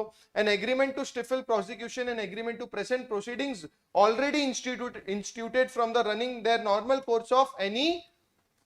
इन्होंने बोला अगर आप जो लीगल प्रोसीडिंग्स होती है उसमें आप ऐसा कर रहे हो कि जहां पे आप कोई पर्टिकुलर प्रोसीडिंग्स को डिले कर रहे हो, स्टॉप कर रहे हो, करप्शन कर रहे हो, इसको बोलते हैं stifling prosecution. One should not make a trade of a felony under the Indian Criminal Procedure Code. There is however a statutory list of compoundable offenses. आखिरी में लोग बोलेंगे कि कुछ ऐसे offenses है जो कंपाउंड किए जा सकते हैं।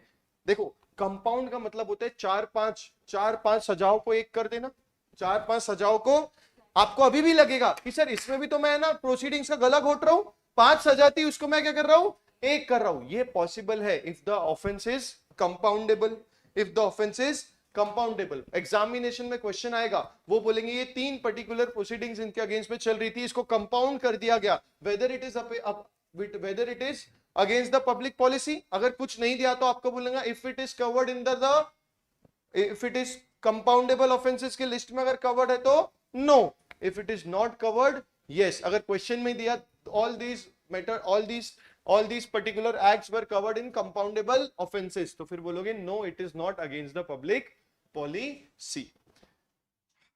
Thus where A agrees to sell certain land to B in consideration of B abstaining from taking criminal proceedings against A, A ने कुछ criminal act कर लिया होगा, मर्डर किया होगा, ऐसा कुछ किया होगा, अब वो क्या बोल रहा है B को, मैं तेरे को अपना जायदाद दे दूंगा, एक प्रॉपर्टी दे दूंगा, तू मेरे अगेंस्ट क्रिमिनल प्रोसीडिंग्स मत करना। This is stifling prosecution. It is against the public policy, hence it is void, तो यहां पे मैंने बताया भी था कि कानून को जब आप क्या करते हो, अलग अलग चल रहा है, आप उसको एक कंपाउंड करना चाहते हो तो कंपाउंडेबल ऑफेंसेस को कर सकते हो, कोई प्रॉब्लम नहीं है, it is valid, but non compoundable को नहीं कर सकते। क्वेश्चन में अगर नॉन कंपाउंडेबल आ गया तो आपको लिखना पड़ेगा this particular act is against the public policy, hence it is void.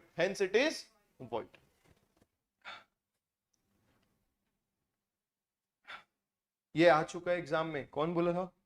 ये आ चुका है एग्जाम में, मेंटेनेंस एंड चेम्पर्टी, मेंटेनेंस एंड चेम्पर्टी, इस दोनों का अपन डिफरेंस देखे थे। यहाँ पे मिस्टर ए को सू करना था कोर्ट पे, बट बी के पास, उसके पास पैसे नहीं थे, तो मिस्टर एम बोलता है कि कोई बात नहीं, मैं तेरे को हेल्प करूंगा, assist in case of proceedings. बोले अगर कर रहे हो कोई प्रॉब्लम नहीं, इसको बोलते हैं मेंटेन करवाना किसी का सूट, इसलिए होता है मेंटेनेंस, इसलिए होता है maintenance. Here mister M is helping A to maintain his suit in the court of law against R. वापस बोलो, एक स्टेटमेंट देखो, here mister M is helping mister A to maintain his suit in court of law against R. इसमें ऐसा कुछ बोला है mister M ने कि जो भी आउटपुट आएगा उसमें मेरे को हिस्सा चाहिए, ऐसा कुछ है नहीं, ये क्या है, मेंटेनेंस। चैम्पर्टी के केस में सेम होगा, बट चैम्पर्टी के केस में एम बोल देगा कि मेरा भी थोड़ा इंटरेस्ट रहेगा, 25% तेको जो भी तेको रिवॉर्ड मिलेगा उसमें से 25% क्लेम का मैं रखने वाला हूं। ये हो जाता है चैम्पर्टी, ये हो जाता है चैम्पर्टी। ये दोनों वैलिड है, ये दोनों वैलिड है, कोई दिक्कत की बात है क्या, नहीं। बट कुछ केसेस अगर हो जाते हैं तो ये क्या हो जाती है, वॉइड। क्या हो जाती है, वॉइड। कहां गए, पहला, if it is unreasonable so as to unjust to other party, वो बोले कोई बात नहीं, मैं तेरा केस करवाऊंगा, जो भी आएगा क्लेम उसमें 20% तू रखना, 80% मैं रखूंगा। This is unjust, this is unjust. If it is made with a malicious motive, नहीं चाहिए था ऐसे में, एक्चुअल में कुछ ऐसा केस होना नहीं चाहिए था। इन्होंने क्या किया, इन्होंने बोला कि सर ये मिस्टर आर है ना, बड़ा परेशान किया है हमको, तो मिस्टर एम बोला ये मिस्टर ए, तेरा कॉन्ट्रैक्ट होता ना आर के साथ, ऐसे ही एक फेक केस फाइल कर दे। क्या कर दे, एक फेक केस फाइल कर दे। देखो मेरे को पता है कि जब कोर्ट के पास एविडेंस नहीं रहेगा तो दोषी कौन माना जाएगा, ए। आर तो दोषी माना ही नहीं जाएगा जब एविडेंस नहीं, बट उसका प्रोसीडिंग्स चलना, कोर्ट में जाना, ये सब सामने वाले को बॉदर कर सकता है। तो इन्होंने बोले मालसियस मोटिव के थ्रू लिए अगर करोगे तो भी ये क्या होने वाले हैं, वॉइड हो जाने वाले हैं। where there is an oppressing where there is a oppressing of the other party by encouraging unrighteous suits and not with the bona fide object of assisting a claim believed to be just, with जो justified हो। वापस से बोलो, maintenance होता है क्या, पहले एक बार पढ़ लेते हैं। मेंटेनेंस होता है an agreement in which a person promised to maintain suit in which he has no interest, in which he has no interest. Chemperty, an agreement in which a person agrees to assist another in litigation in exchange of a promise to hand over a portion of the proceeds of the action. वापस maintenance में there is no interest. Chemperty में हम assist करते हैं दूसरे बंदे को to for litigation with a intention कि हमें एक्सचेंज में क्या मिले, कुछ पर्टिकुलर प्रोसीड मिले। तो ये डिफरेंस होता है। क्या ये दोनों वैलिड है, हाँ valid, unless it is unreasonable, it is unreasonable or unjust, or it is made with a malicious motive like that of gambling, litigation in litigation or oppressing the other party। तो ये cases में वो क्या हो जाएगा, void। Question में आएगा कभी, देखो एक होता है direct right a short note on maintenance and champerty, आपको कुछ नहीं लिखना पड़ेगा, स्टार्ट करना पड़ेगा मेंटेनेंस से, खत्म करना पड़ेगा वैलिड अनलेस के लास्ट पॉइंट। एक हो सकता है कि वो ऐसा केस बना के दे, आपको पूछ ले वेदर दिस इज मेंटेनेंस और चैम्पर्टी, तो वो केस में तुमको ये डिटरमाइन करना है कि लीगल प्रोसीडिंग जो प्रोसीड्स मिल रहे हैं उसमें पोर्शन ले रहा है कि नहीं ले रहा। उससे डिफरेंस करके क्या समझ जाएगा कि ये क्या है, मेंटेनेंस है चैम्पर्टी। सब क्वेश्चन पूछ सकता है वेदर दिस इज वैलिड और नॉट, तो आपको वहां देखना है इसमें मोटिव क्या है। मैलिशियस मोटिव दिया है क्वेश्चन में तो क्या हो जाएगा, वॉइड हो जाएगा। अगर अनजस्ट दिया है, बोलेंगे मार्केट जो प्रोसीड्स मिल रही है उसका 95%, तो आपको लगना चाहिए तो अनजस्ट हो रहा है, ये दोनों केस में वो क्या हो जाएगा, वॉइड हो जाएगा। कंफ्यूज मत होना, मेंटेनेंस एंड चैम्पर्टी वर्ड सुन के बच्चों को लगता है ये भी वॉइड होते हैं, ऐसा नहीं है। Maintenance champerty is valid, maintenance में है नो इंटरेस्ट, चैम्पर्टी में है interest out of the proceeds. देखना यह है कि जो दो कंडीशन दी है, it is valid unless it is unreasonable और अनजस्ट, और दूसरा है with a malicious motive. Ding ding ding.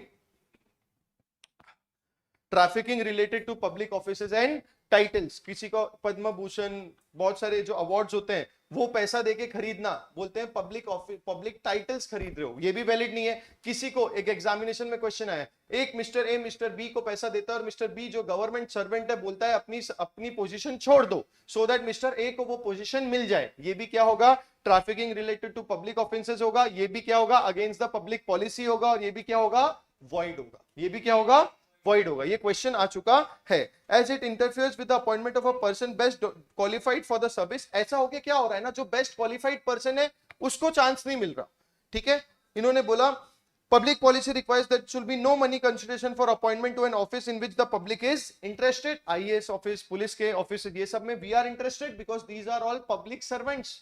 These are all public servants. Examples of agreements that are void since they are tantamount to sale of public offices. For example, an agreement to pay money to public servant in order to induce him to retire from his office. दूसरा, an agreement to procure a public recognition like Padma Bhushan for reward is void. ये दोनों case में क्या होगा? void होगा. यहां तक सब आ गए? ऑनलाइन वाले सब आ गए हो? Agreements tending to create monopolies, जहां पे ऐसा देखो कंपटीशन एक्ट 2002 तो आएगा पिक्चर में, बट जहां पे भी हमको लग रहा है कि ऐसा एग्रीमेंट जो मोनोपोली क्रिएट कर रहा है वो कॉन्ट्रैक्ट, ये लोग बोलते हैं वो कॉन्ट्रैक्ट वैलिड नहीं है. और ये कॉन्ट्रैक्ट एक्ट के नजरिए से कोर्ट मालूम क्या देखता है? जाओ बेटा, कंपटीशन एक्ट ने आप पे क्या बोला है? कंपटीशन जब भी ऐसे बड़े बड़े अरेंजमेंट्स होते हैं ना, एज पर कंपटीशन एक्ट आपको एक पर्टिकुलर एजेंसी को पूरा डिटेल्स देना होता है. फॉर एग्जांपल आप समझ लो रिलायंस जियो ने आइडिया को खरीद लिया, मर्ज कर लिया, तो बोले जब ये ऐसा होगा तो पूरा डॉक्यूमेंट कंपटीशन एक्ट के पास जाएगा, वो जज करेंगे भैया इससे मोनोपोली तो नहीं क्रिएट हो जाएगी इंडिया में, क्योंकि monopoly is not good for any country. अगर मोनोपोली क्रिएट होगी तो वहां प्रूफ हो जाएगा. कॉन्ट्रैक्ट एक्ट के नजरिए से कानून भी बोल देगा कि as per contract act creation of monopolies is not valid, it is void, and as per the report of the competition commission हमको ये लग रहा है कि मोनोपोली क्रिएट हो रही है, that's why this arrangement is void. ये बहुत ही आगे का बता दिया मैंने, ठीक है. चलो फिर बोलते हैं मैरिज ब्रोकरेज एग्रीमेंट्स, जहां पे भी हम किसी का मैरिज ब्रोकरेज करेंगे. अच्छा, Indian marriage bureau is not marriage brokerage, they don't negotiate, they only provide information. ठीक है जी, क्या बोला? यहां पे वैसे ही शादी.com, जीवनसाथी.com, ये लोग वहां पे नेगोशिएट करते हैं क्योंकि दहेज में इतना होगा, हमारा लड़का बहुत अच्छा है, लड़की, सिर्फ इंफॉर्मेशन रहती है, क्या है, क्या करता है, क्या जॉब है, कहां करता है, डिंग डिंग डिंग. तो ये डिफरेंस होता है. तो वो लोग एग्जांपल भी देते हैं. अगर देखो उनको अगर अच्छे डिफिकल्ट क्वेश्चन बनाए तो यही बनाना चाहिए. XYZ शादी.com was a company where they used to provide information whether it is against the public policy. तुम पहले ये नोट लिखोगे. An agreement to negotiate marriage for reward which is known as marriage brokerage contract is void. For instance, कोई person कोई सामने वाले बंदे को पैसा दे रहा है to procure a wife, बीवी लाने के लिए, तो ये void होगा. बट जहां पे marriage bureau only provide information does not negotiate, जहां पे नेगोशिएशन नहीं हो रहा, वो क्या हो जाएगा? वैलिड. वो क्या हो जाएगा? इसलिए तो ये जीवन साथी शादी.com अभी भी है, इसमें कोई दिक्कत है क्या? नहीं. void agreements, all these agreements are expressly declared to be void. याद आ रहा है वो चार्ट जिसमें इन्होंने बोला एलिमेंट्स पढ़ने हैं? क्या बोला? एलिमेंट्स पढ़ने. सबसे पहला क्या एलिमेंट्स था? Capacity of the parties. उसमें क्या क्या चीज थी? सबसे पहली क्या होना चाहिए? मेजर एज का होना चाहिए. दूसरा अनसाउंड माइंड का नहीं होना चाहिए, नॉट डिस्क्वालिफाइड फ्रॉम कॉन्ट्रैक्टिंग. उसके बाद बोला था फ्री कंसेंट. उसके बाद क्या बोला था? Free consent. फ्री कंसेंट में उन्होंने बोला था 5 चीजें कंसेंट को फ्री नहीं रखती. 5 चीजें कंसेंट को फ्री नहीं रखती. सबसे पहला कोर्सन, दूसरा अनड्यू इन्फ्लुएंस, तीसरा फ्रॉड, फिर मिस्टेक, फिर मिस रिप्रेजेंटेशन. हमने बेसिक देखा तो कोर्सन में बोला physical force, any act which is committed और प्रोहिबिटेड अंडर आईपीसी. हमने फ्रॉड में बोला there is an intention to deceive. हमने मिस रिप्रेजेंटेशन में बोला we believe it to be true, and हमने ट्रू बोल दिया, बट वो क्या है? False. There is no intention to be deceive. हमने बोला क्या? अनड्यू इन्फ्लुएंस में डोमिनेंट पोजीशन है और वो डोमिनेंट पोजीशन यूज करके हमने अनफेयर एडवांटेज लिया है. इन्होंने कुछ डीम्ड हमको क्या दे दी थी? डोमिनेंट पोजीशन बना दी थी. उसमें कितने थे? 4. Fiduciary, real and apparent authority. तीसरा क्या था? और चौथा क्या था? अब इसके बाद इन्होंने एक आखिरी में बोला क्या? मिस्टेक. मिस्टेक भी कितनी बोली? मिस्टेक ऑफ लॉ और मिस्टेक ऑफ फैक्ट. लॉ में Indian law not voidable, in mistake of foreign law void. इसके बाद मिस्टेक ऑफ फैक्ट में सबसे पहला bilateral mistake void, unilateral mistake valid. Not void, valid. ठीक है. मिस्टेक के बाद हमको इन्होंने बोला कि ऐसी कुछ चीजें होगी ऑब्जेक्ट और कंसिडरेशन से रिलेटेड. ऑब्जेक्ट और कंसिडरेशन में उन्होंने बोला कंसिडरेशन इफ ये अनलॉफुल होगा if it is forbidden by law, ये होगा इफ इट इज परमिटेड, वो क्या करेंगे? डिफीट करेगा of a provisions of law. फिर बोला which is fraudulent which causes injury to a person or property when the consideration is immoral and the consideration is opposed to public policy. इतनी शांत होगी रे, आई डोंट मीन इट. इतना क्या load ले रही है? ठीक है, चल आगे बढ़ो. void agreements. void कौन सा? क्या बोल रहे हैं? हाँ हाँ क्या बोला? हाँ, वो देख लेते पहले। Interference with the court of justice where any इंडियो, हम कोई जुडिशियल ऑफिसर को बोल रहे कि हमारे फेवर में ऑर्डर दे दे, वो भी क्या होगा? Against the public policy. Interest against obligation, ये बहुत इंपॉर्टेंट था। इंटरेस्ट अगेंस्ट ऑब्लिगेशन, जहां पे मेरा ऑब्लिगेशन है, मैं एक मैनेजर हूं एक कंपनी का, कोई ऑर्डर आ रहा है, मैंने अपने प्राइवेट कंपनी या दोस्त के इसमें या भाई के इसके पास कर दिया ऑर्डर, तो वो क्या हो जाएगा? Interest against. और मैं अपना सेल्फ इंटरेस्ट जनरेट कर रहा हूं जहां पे मेरा एज एन एम्प्लॉयमेंट ऑब्लिगेशन है। मैं एक पर्टिकुलर कंपनी का, एक क्वेश्चन आया था, एक बंदा एक पर्टिकुलर कंपनी का मैनेजर होता है, उसके पास एक नया ऑर्डर आता है, वो प्रोसेस नहीं करता, वो क्या करता है? वो पास ऑन कर देता है अपने प्राइवेट फर्म पे। Whether it is valid? No, it is against the public policy because we are creating personal interest against the obligation. As an employee of that company I have an obligation कि वो काम मुझे करना पड़ेगा। फिर बोलते हैं कंसिडरेशन अनलॉफुल इन पार्ट, अगर पार्ट में है, अगर सेपरेबल है, अगर नहीं है तो पूरा का पूरा क्या हो जाएगा? वॉइड हो जाएगा। पूरा का पूरा क्या हो जाएगा? वॉइड हो जाएगा। इसके बाद बोला इन्होंने कुछ एक्सप्रेसली डिक्लेयर कर दिए ट्रांजैक्शन वॉइड, कुछ एक्सप्रेसली डिक्लेयर कर दिए ट्रांजैक्शन वॉइड। सबसे पहले मेड बाय इनकॉम्पिटेंट पर्सन, ये बताने की भी क्या जरूरत थी, हमारे इसेंशियल एलिमेंट से ही बाहर हो जाता। दूसरा agreements under mistake of fact, ये भी हमने पढ़ा।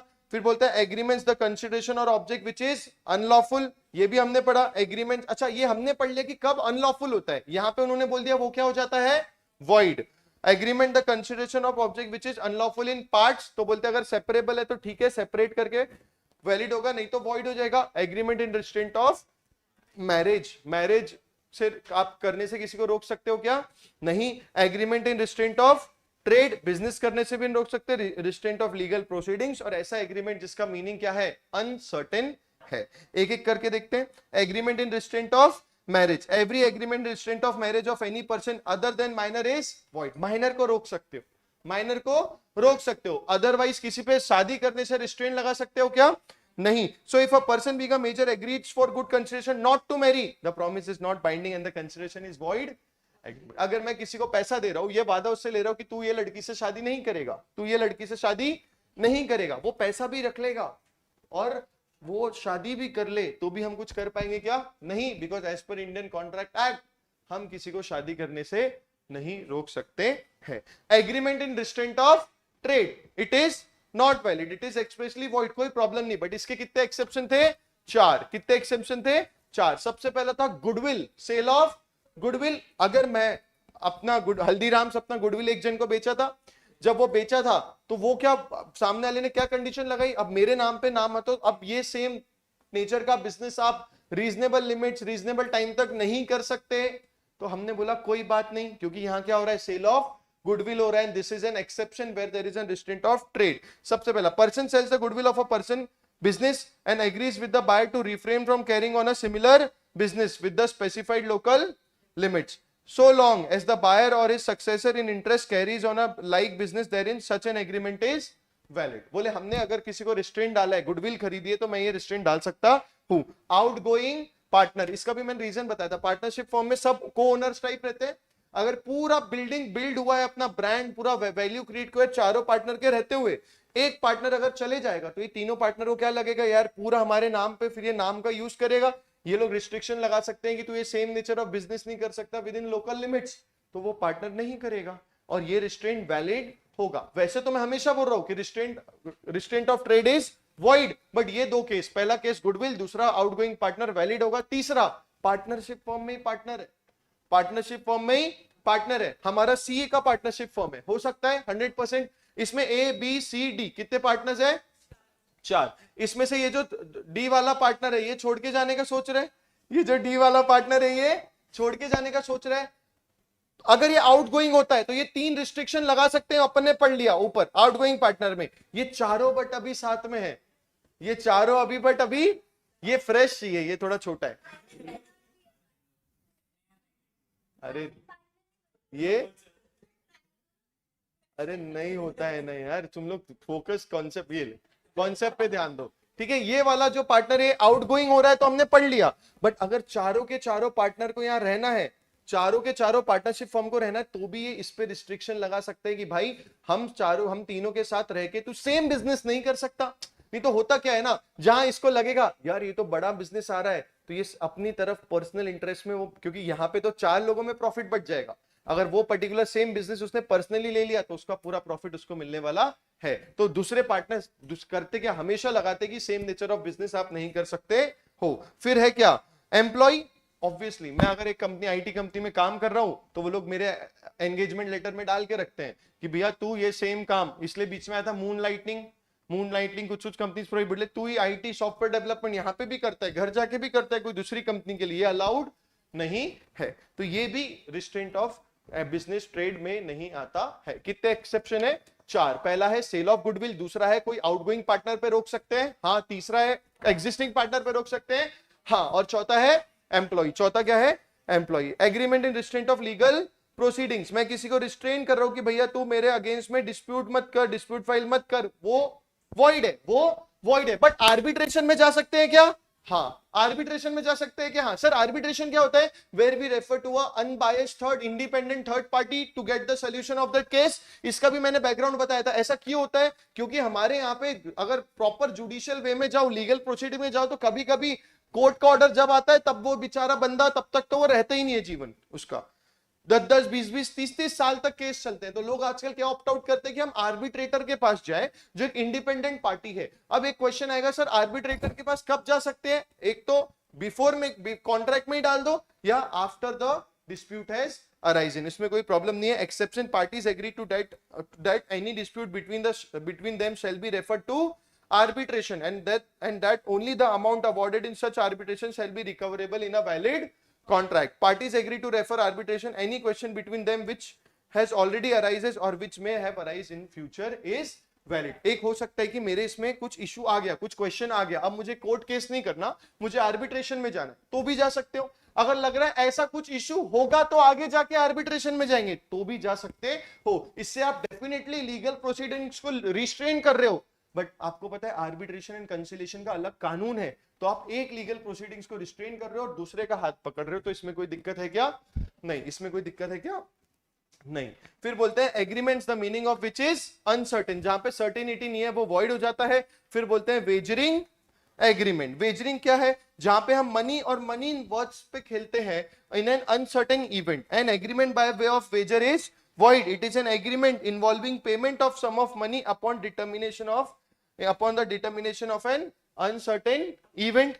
The essence of wager is that each side should stand win or lose. wager में win win नहीं होता, win or lose होता है। win win कहाँ होता है, contingent, for example इंश्योरेंस के केस में contingent, for example इंश्योरेंस के केस में तो wagering is void but that contingent insurance contract is valid. सबसे पहला, it is an agreement without involving payment of some with agreement involving payment of sum of money upon determination of an uncertain event. The essence of wager is that each side should stand to win or lose depending upon the way the uncertain event take place. यहाँ पे parties का कोई interest होता है क्या, नहीं, they just want कि क्या आउटकम आ रहा है उस पे हमको पैसा मिलेगा या देना पड़ेगा। तो wagering agreement is void. Essentials of a wager, क्या होगा अगर आपको पहचानना है ये ट्रांजैक्शन वेजरिंग है कि नहीं।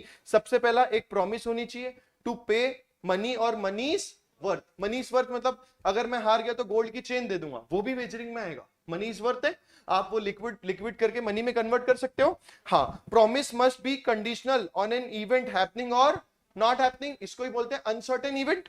uncertain event, तो promise must be conditional on an uncertain event. There must be uncertainty of event. There must be two parties, each party must stand to win or lose. There must be common intent to bet. There is no interest. आपको नहीं लगता अगर मैंने ऊपर अच्छे से पढ़ लिया तो इसेंशियल्स अपने आप आ जाएंगे कि दो पार्टी होनी चाहिए और उसमें बोला उसके बाद मनी वर्थ होना चाहिए, कंडीशनल टू अनसर्टेन इवेंट चाहिए, अनसर्टेन ऑफ द इवेंट होना चाहिए, एक पार्टी विन होगी एक पार्टी लूज होगी। There is no intent, there is no interest of, there is no interest of the parties on the outcome.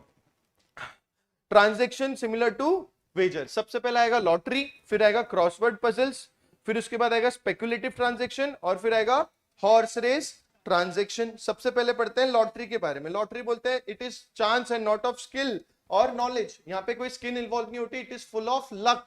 तो ये बोलते हैं ये भी क्या होता है, it is type of a wager और इट विल बी वॉइड। अच्छा, इन्होंने बोला ये तो आईपीसीसी में भी, आईपीसी में भी प्रोहिबिटेड है।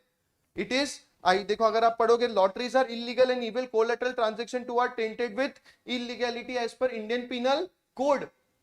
फिर भी अपन लॉटरी शॉप्स देखते हैं, ऐसा क्यों? क्योंकि स्टेट लाइसेंस देते हैं।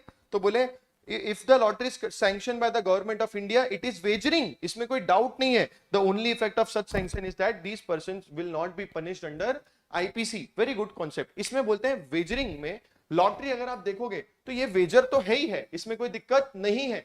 इसमें इन्होंने बोला बट अगर सैंक्शन मिला है किससे? गवर्नमेंट से। वेजरिंग मानते हैं बट इनको पनिशमेंट नहीं देते, वेजरिंग मानते हैं बट इनको पनिशमेंट नहीं देते। अच्छा, क्वेश्चन आ रहा है कि भैया ये वेजरिंग है, ये तो हमें प्रूफ हो गया, बट पनिशमेंट मिलेगी कि नहीं? तो आपको ये चेक करना पड़ेगा उसके पास लाइसेंस या सैंक्शन है कि नहीं। इन्होंने बोला आईपीसी की धारा के हिसाब से भी वेजरिंग इलीगल होती है और उसके कनेक्टेड ट्रांजैक्शन भी टेंटेड, टेंटेड को आप याद रख सकते हो पेंटेड, अगर ये इलीगल है तो वो कनेक्टेड ट्रांजैक्शन भी पेंट हो जाएंगे इलीगैलिटी से, tainted with illegality. Ding ding डिंग। फिर आएगा क्रॉसवर्ड पजल्स एंड कंपटीशन। इसमें वो वाले जो ऑलरेडी प्रिपेयर्ड सॉल्यूशन से मैच होने चाहिए। पहले क्या होता था ना, वो बॉक्स बॉक्स बॉक्स बॉक्स आते थे एक पेपर में, उसको सॉल्व करते थे तो उसके सॉल्यूशन बहुत सारे टाइप के बन सकते हैं। अरे वर्ड्स बनते थे उसमें, तो वर्ड्स तो अलग अलग टाइप के हो सकते हैं, बट बोलते हैं पैसा उसको मिलेगा जो ऑलरेडी प्रिपेयर्ड एडिटर ने जो सॉल्यूशन बना के रखा है उससे मैच हो जाए। अब इसमें दो चीज है, अगर सिर्फ स्किल की चीज होती तो वो वेजरिंग नहीं होता। वर्ड्स बनाना स्किल की चीज है बट उसके सॉल्यूशन 10 टाइप के हो सकते हैं। इसमें लक ये है कि किसका मैच होता है? एडिटर से। इसमें लक क्या है? किसका मैच होता है? एडिटर से। सो दैट्स व्हाई वो पुराने टाइप के, अब तो ये होता ही नहीं, सिर्फ कॉन्सेप्ट डाल के रखा है बुक में, बोलता है पुराने टाइप के जो होते थे वो सब क्या हो जाते हैं? वेजरिंग हो जाते थे। State of Bombay versus RMD Chamarbaugwala देख लेना। स्पेकुलेटिव ट्रांजेक्शन एन एग्रीमेंट और शेयर मार्केट ट्रांजेक्शन में the parties intend to settle the difference between the contract price and the market price on a specified day is gambling. अभी तुमको लगेगा sir share market तो नीचे हम तो लोग करते हैं तो सब क्या गैम्बलिंग करते हैं? नहीं, आगे नीचे एक्सेप्शन में आएगा। इन्होंने बोला जहां पे सेटल होता है डिफरेंस, जहां पे आपको डिलीवरी नहीं चाहिए शेयर्स की, क्या नहीं चाहिए? डिलीवरी। वर्ड्स पे ध्यान देना, ये सब क्या हो जाते हैं? गैम्बलिंग। हॉर्स रेस ट्रांजेक्शन जहां पे विनर का प्राइस कितना है? लेस देन 500 है, ये भी गैम्बलिंग होता है। अब बोलेंगे अब ये सब एक्सेप्शन में नीचे कवर हो जाएगा। ऐसे ट्रांजेक्शन तो वेजरिंग जैसे है बट क्या है? वैलिड है। ऐसे ट्रांजेक्शन जो वेजरिंग जैसे है बट क्या है? वैलिड है। सबसे पहला चिट फंड, सबसे पहला क्या है? Chit fund. यहां पे लोग वो आंटी वाला याद आ रहा है? किटी पार्टी, सब जन पैसा इकट्ठा करते हैं और एक जन जिसका टोकन निकला वो पार्टी देती है। आज मम्मी जा रही है वहीं पे, ठीक है, वो पार्टी देती है। तो उन्होंने बोला ये सब में क्या होता है? ये वेजरिंग नहीं होती। इस सब में उन्होंने बोला where person decide to contribute a fix sum और at the end of the month ये कंट्रीब्यूशन से एक लकी विनर निकलता है। तो इसमें बोला हमारा इसमें कोई दिक्कत नहीं है, ये चिट फंड वेजरिंग में कवर नहीं होगा और ये वैलिड होगा। कमर्शियल ट्रांजैक्शन शेयर मार्केट वाले जहां पे हमको डिलीवरी चाहिए, इन्होंने बोला in these transaction in which delivery of goods or shares is intended to given और taken do not amount to wager. नहीं तो शेयर मार्केट के शेयर्स खरीदते कैसे? Game of skill and athletic competition, जहां पे स्किल्स वगैरह होती है, ये भी वेजरिंग होती है। जैसे आप बहुत सारे गेम्स होते हैं, बैडमिंटन हो रहा है, ओलंपिक्स में गेम हो रहे हैं, अच्छा उसमें अगर आप एक बात बताओ, वहां पे स्किल इन्वॉल्व है, लक तो है नहीं, स्किल इन्वॉल्व है, तो ये सब जो गेम्स हो रहे हैं ये सब गैम्बलिंग में आएंगे क्या? नहीं। अकॉर्डिंग टू इंश्योरेंस, इंश्योरेंस में विन विन होता है, आगे हम पढ़ने वाले हैं। कौन सा यूनिट आएगा? 6 कंटिजेंट एंड पॉलिसी, उसमें अपन पढ़ेंगे इंश्योरेंस में विन विन होता है।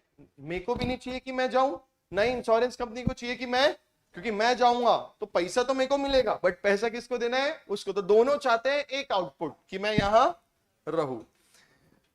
Contract of insurance and wagering का difference, contract of insurance and wagering का डिफरेंस। सबसे पहला meaning it is contract to indemnify the loss, खर्चे की भरपाई।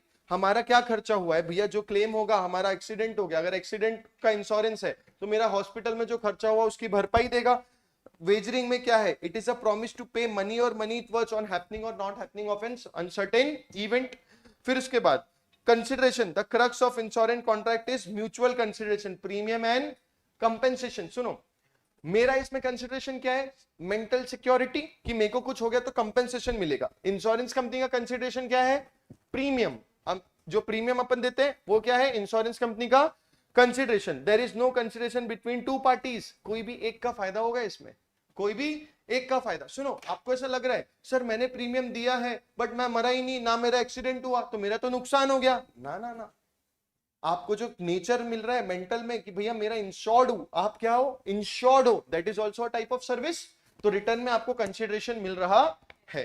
तो ये दोनों चीजें यहाँ पे दोनों का कंसिडरेशन रहता है, इसलिए इसको म्यूचुअल कंसिडरेशन बोलते हैं। यहाँ पे एक पार्टी का होता है। Insurable, insured party has insurable interest, यहाँ पे सामने आउटपुट पे कोई इंटरेस्ट है क्या?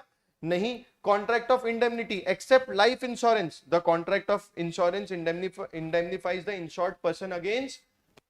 लाइफ इंश्योरेंस में क्यों नहीं? क्योंकि मर गया तो किसको देंगे? उसके लीगल रिप्रेजेंटेटिव को। Wagering agreement, loser has to pay the fixed amount on happening of an uncertain event. क्या इंश्योरेंस वैलिड एंड एनफोर्सेबल है? हाँ, अपन लोग इंश्योरेंस कंपनी पे जाके इंश्योरेंस ले सकते हैं। Yes, it is valid and enforceable. यहाँ पे it is void and unenforceable. Premium, calculation of premium, ये साइंटिफिक तरीके से मैंने आपको बताया था, एक्चुअल साइंस इसमें वर्क करती है, इसकी जॉब्स भी होती है। You help the LIC company, HDFC life, you help the Kotak life insurance to determine कि ये बंदे से कितना प्रीमियम ले, इसकी अगर उम्र इतनी है, इसको बीमारी है नहीं है, ये पूरे परमिटेशन कॉम्बिनेशन। तो ये साइंटिफिक एंड एक्चुअल कैलकुलेशन से इसका प्रीमियम डिपेंड करता है। यहाँ पे कुछ ऐसा लॉजिकल होता है क्या? नहीं। सट्टा तो कितने का भी लगता है, 20,000 का लगा दिए, इंडिया जीते पाकिस्तान हारे वाले में। फिर बोलते हैं public welfare, there are these are beneficial to the society. क्या ये वेजरिंग बेनिफिशियल जो सोसाइटी है? नहीं। अगर आपको वेजरिंग और अच्छे से पढ़ना है तो आप लोग क्या किया करना, डिफरेंस बिटवीन पहले पढ़ लेने का, फिर वेजरिंग वाला ट्रांजेक्शन जाके पढ़ने का।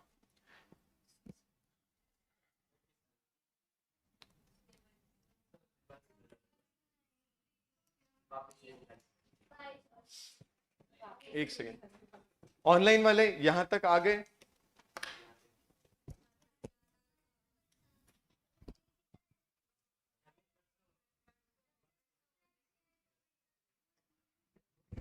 ऑनलाइन वाले यहां तक आ गए?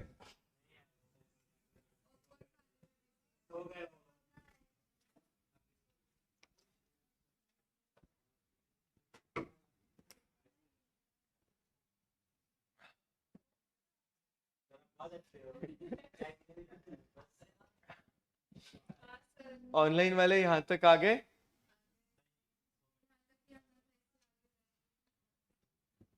हाँ, आ गए आ गए आ गए आ गए आ गए आ गए आ गए। चलो जी, यूनिट नंबर 3 थोड़ा बड़ा था। Happy Saturday. आज तक यही आना था। अगर आपको मजा आ रहा है तो कमेंट बॉक्स में जरूर बताना, शेयर कर देना अपने वाले दोस्तों के साथ, सब्सक्राइब कर लो, बेल आइकन को प्रेस कर दो। मिलते हैं नेक्स्ट वीडियो में, जो होने वाला है परसों ना। मैंने शेड्यूल में ये कल का छुट्टी डाल दिया था ना। क्या बुक चाहिए तो डिस्क्रिप्शन में लिंक दिया गया है, प्लीज वहां से जाके ले लेना, नहीं तो पूरी बुक सुषमा खरीद लेगी।